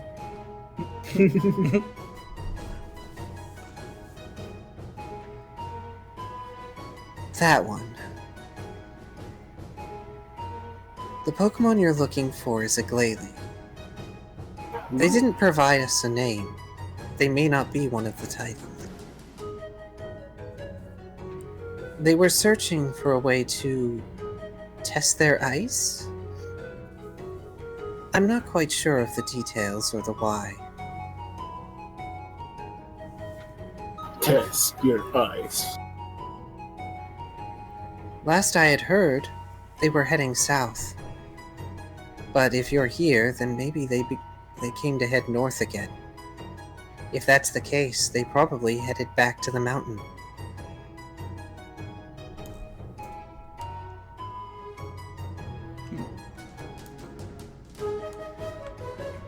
Well, admittedly, that's a bit more to go off than we had prior. Zebstrika looks up as if searching for something. I would give you a vantage point, but it would be probably best that you leave as soon as possible. 1,000 thank yous to Lady Calliope. May the sun smile on you. The Well, can I tell Zebstrika, you not to talk? the Zebstrika visibly flinches when they are called that. Tucker It's taking a hard to tell slightly if Ralph did that on purpose. taking a slightly better approach. Tucker does respond by mentioning, Thank you for that information. That's a lot more than we had to go off of. If you head north, you'll reach Drizzle Forest. Further north than that is the tundra. We haven't ventured there. It's too cold for most of us.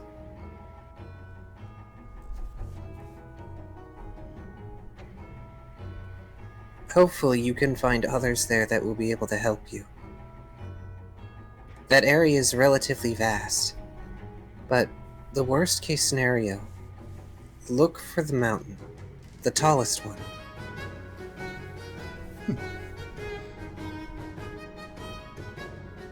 Why are you hovering around me? Because I can. I am just curious, just for casual prompting. Eragon, Hi. does Riley have anything to interject, say, or such and such? He's been kind of quiet. Aside for telling Tubby to shut up, or Ralph, possibly both.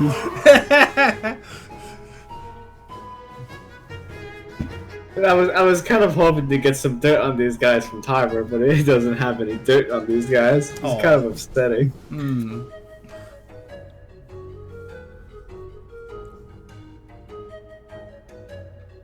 Riley will remain quiet for the time being. He will have words later. Okay.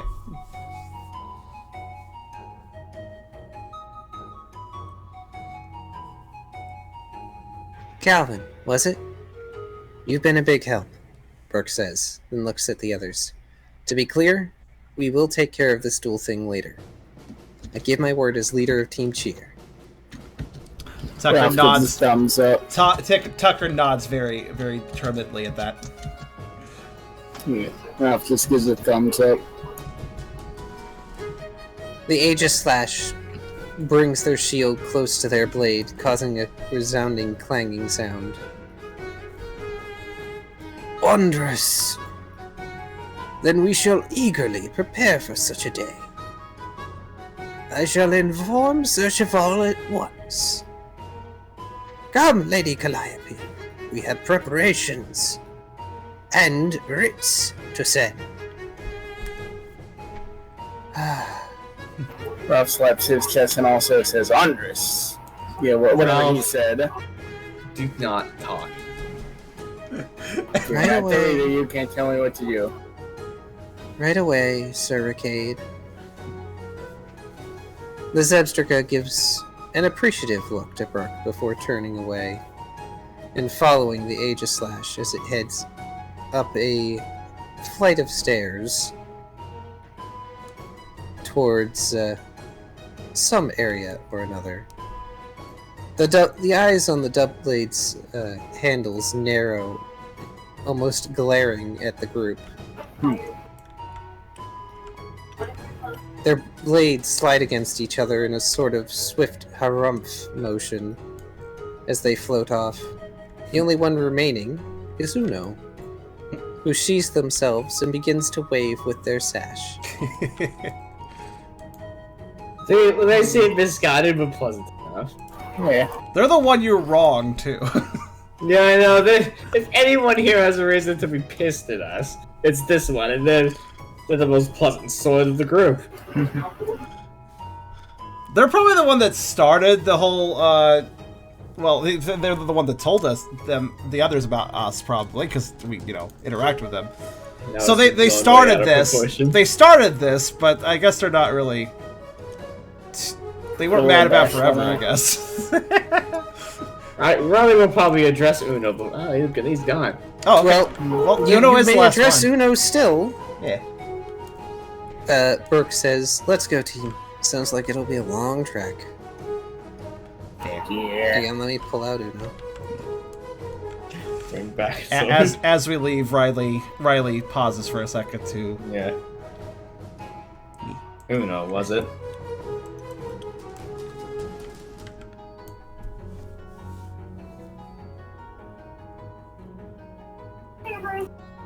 Good to see you got out of that rock.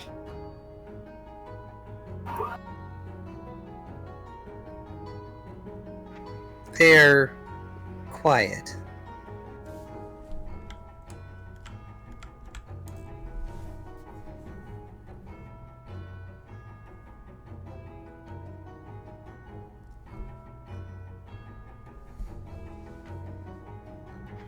I suppose it's probably too late to apologize. It was embarrassing. But as a squire, I must regain my honor somehow.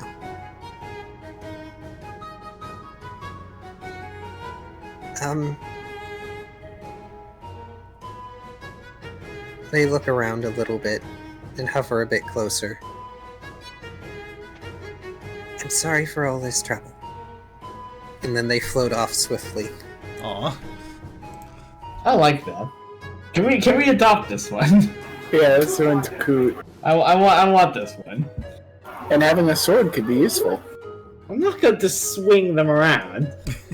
I like him too. So he's just yeah, okay. I get it. Hey, it's just that this is the proper honor code. You get wronged, you duel. It's like he's not really hard feelings about it. It's just yeah. You take off your little glove, you slap him with your glove, and you put your glove back on. Let's go recruit the ice type that's causing problems, and then go recruit this sword, and we'll have a whole crew. Nice.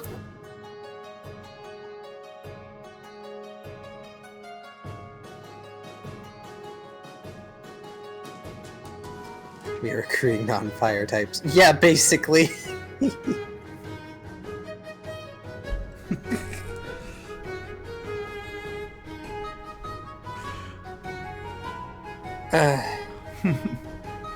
The sad part is, now I'm awake because I did all those characters. And you did them very well. Yes, indeed. I was actually I'm very intrigued by these new fellas. Now instead of the Hound Edge I don't like. Now it's the Dual Blade I don't like. I like the Hound Edge. Fantastic. Yeah. Tucker, on the way out, on the way out, Tucker will just kind of casually comment to the team. Well, they seem nice. Some of them. Yeah, not too shabby. They're pretty cool. I mean, they're weird, but like they're nice and stuff. And they're like, they seem to know what's up. I'm going to make them my knights. Good luck with that. At first, I didn't think I'd have a reason to come back, Brooke says. But I kind of want to see what's up with that Calvin person. Tucker quips. Yeah, baby. Tucker quips. You're always getting interested in those electric types, aren't you? He says with a bit of a grin. Yeah, Lady Gallant seems pretty cool. That's not her name. He uses the name that they were using. Because Ralph's a troll. That's a short term. That's a short term. I need to steal the taser from him so I can zap him every time he does something like this. Unfortunately, he has Snatch, he can take it back. Unfortunately, I'm too stupid to be able to use it as well. Yeah. What can I say? I'm attracted to dangerous situations. Brooke grins at Tucker. I'm just imagining Brooke waggling his eyebrows saying that. And Tucker gives that sort of shrug like, you got me there. Riley's just gonna like walk past Brooke after he says this and just in an underhand tone goes, I guess that explains why you keep me around. Aww. Aww. Riley, you're more than a dangerous situation. Jake, I'm more dangerous than you. No, you're not.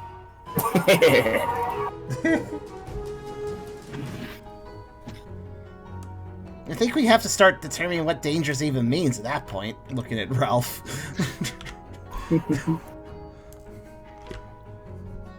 Danger means that they are potentially destructive to the environment or those around them. So you? Oh, so you, yeah. I am the most dangerous prince.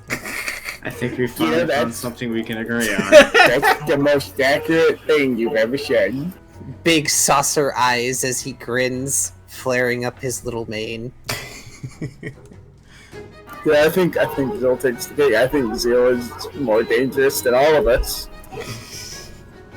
Riley's +1 included. No, that's not true.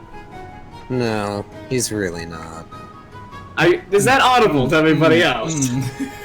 Well, he just said it out loud. Well, I'm gonna go ahead and assume that is audible. He literally hijacked the voice for like a minute. Spooking Tucker just a teeny That's the bit. thing that can happen now. That spooks Tucker a little bit, but he kind of gets what happened after a second. like, yeah, I think so. Yeah.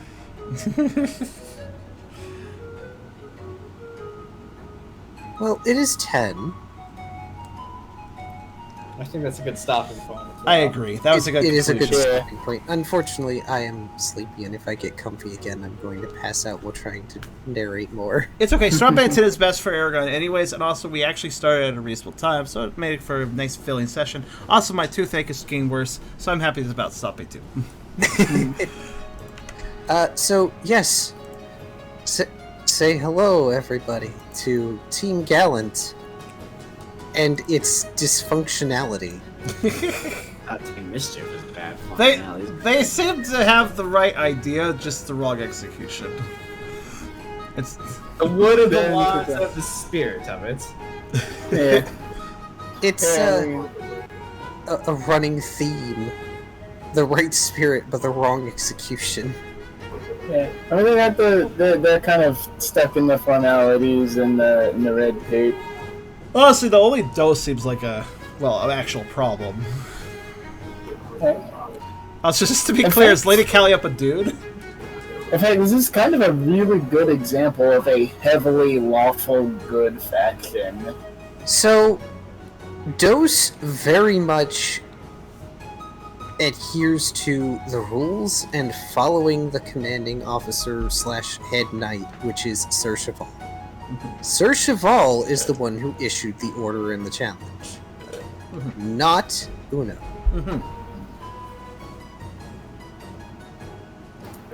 So yeah, Uno this is the youngest one there, and also the technically least experienced squire. Suricade is the oldest one there. Suricade is also mildly set in their ways. He seems decent. And I will explain Calliope to Kyrio in private. Oh, okay. But that said, Stop floating with all the electric types. yeah, really. And no, you have not officially met Sir Cheval, though Nope. anyone who chose to look above the mat will have seen Sir Cheval. I wanted to prepare the model just in case. But that said, everybody gets 2 XP. nice. All right, the 2 XP jiggle happened. Nice. Cool. Please inform me when everyone has to add their sheet, so I know that the table is safe to save. 3 more XP and I can buy something. Also, congratulations! You have met, yet again, more potential allies, trainers, and/or enemies! Or a mix, perhaps. Okay, Yes. can we get rid of Burn Dose, Recruit Uno, and get trained from the other one? I don't know if you will be able to manage any of it. You may try. And who knows what Sir Cheval's like currently, so. I mean, I'm blushing. Why am I there? I'm sure we could Yeah, smooth a way oh, to 'cause get I in the typed- sword as an ally. Because I typed a 2. Or, yeah. I don't want to give spoilers, but in the theme of FMA, there is only one character I can model Sir Cheval off of. Oh god. Oh no.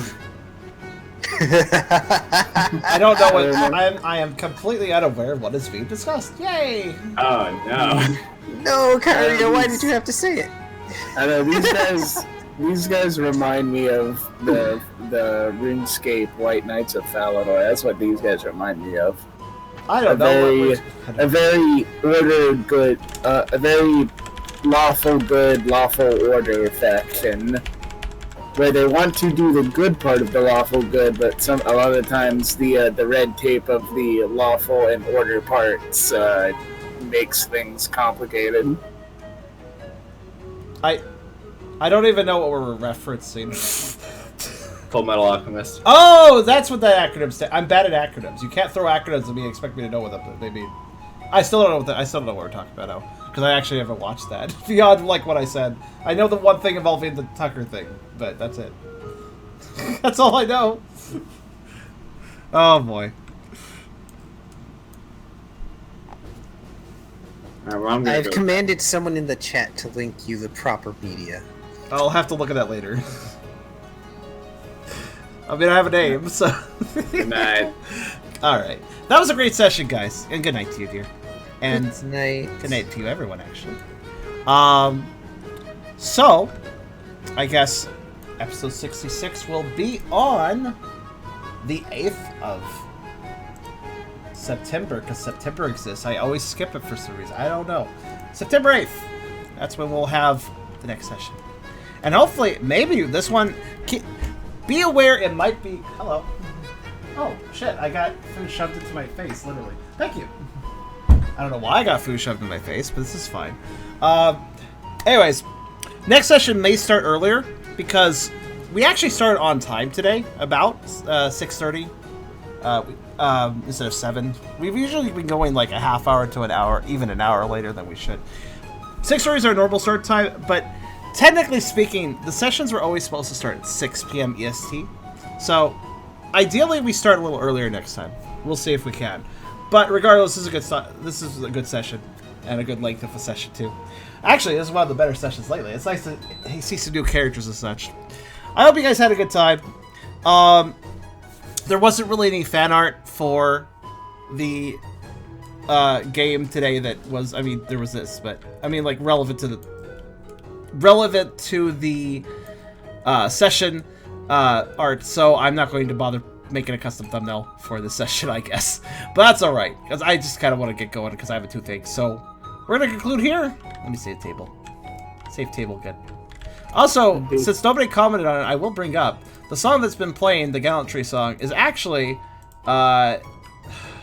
Peanut Swamp from PMD 1. It's actually a remix of that. It's a song I always liked a lot. And so I when I had the chance to include it as a remix for the game, I was like, yeah. So, yeah. But in any case, you guys have a wonderful night. Thank you very much for attending. Stick around after the YouTube outro if you want to join in a little bit of a stream raid, because we'll probably raid somebody. But for that, this was the end of episode 65. I hope you enjoyed, and see you in 2 weeks for the next.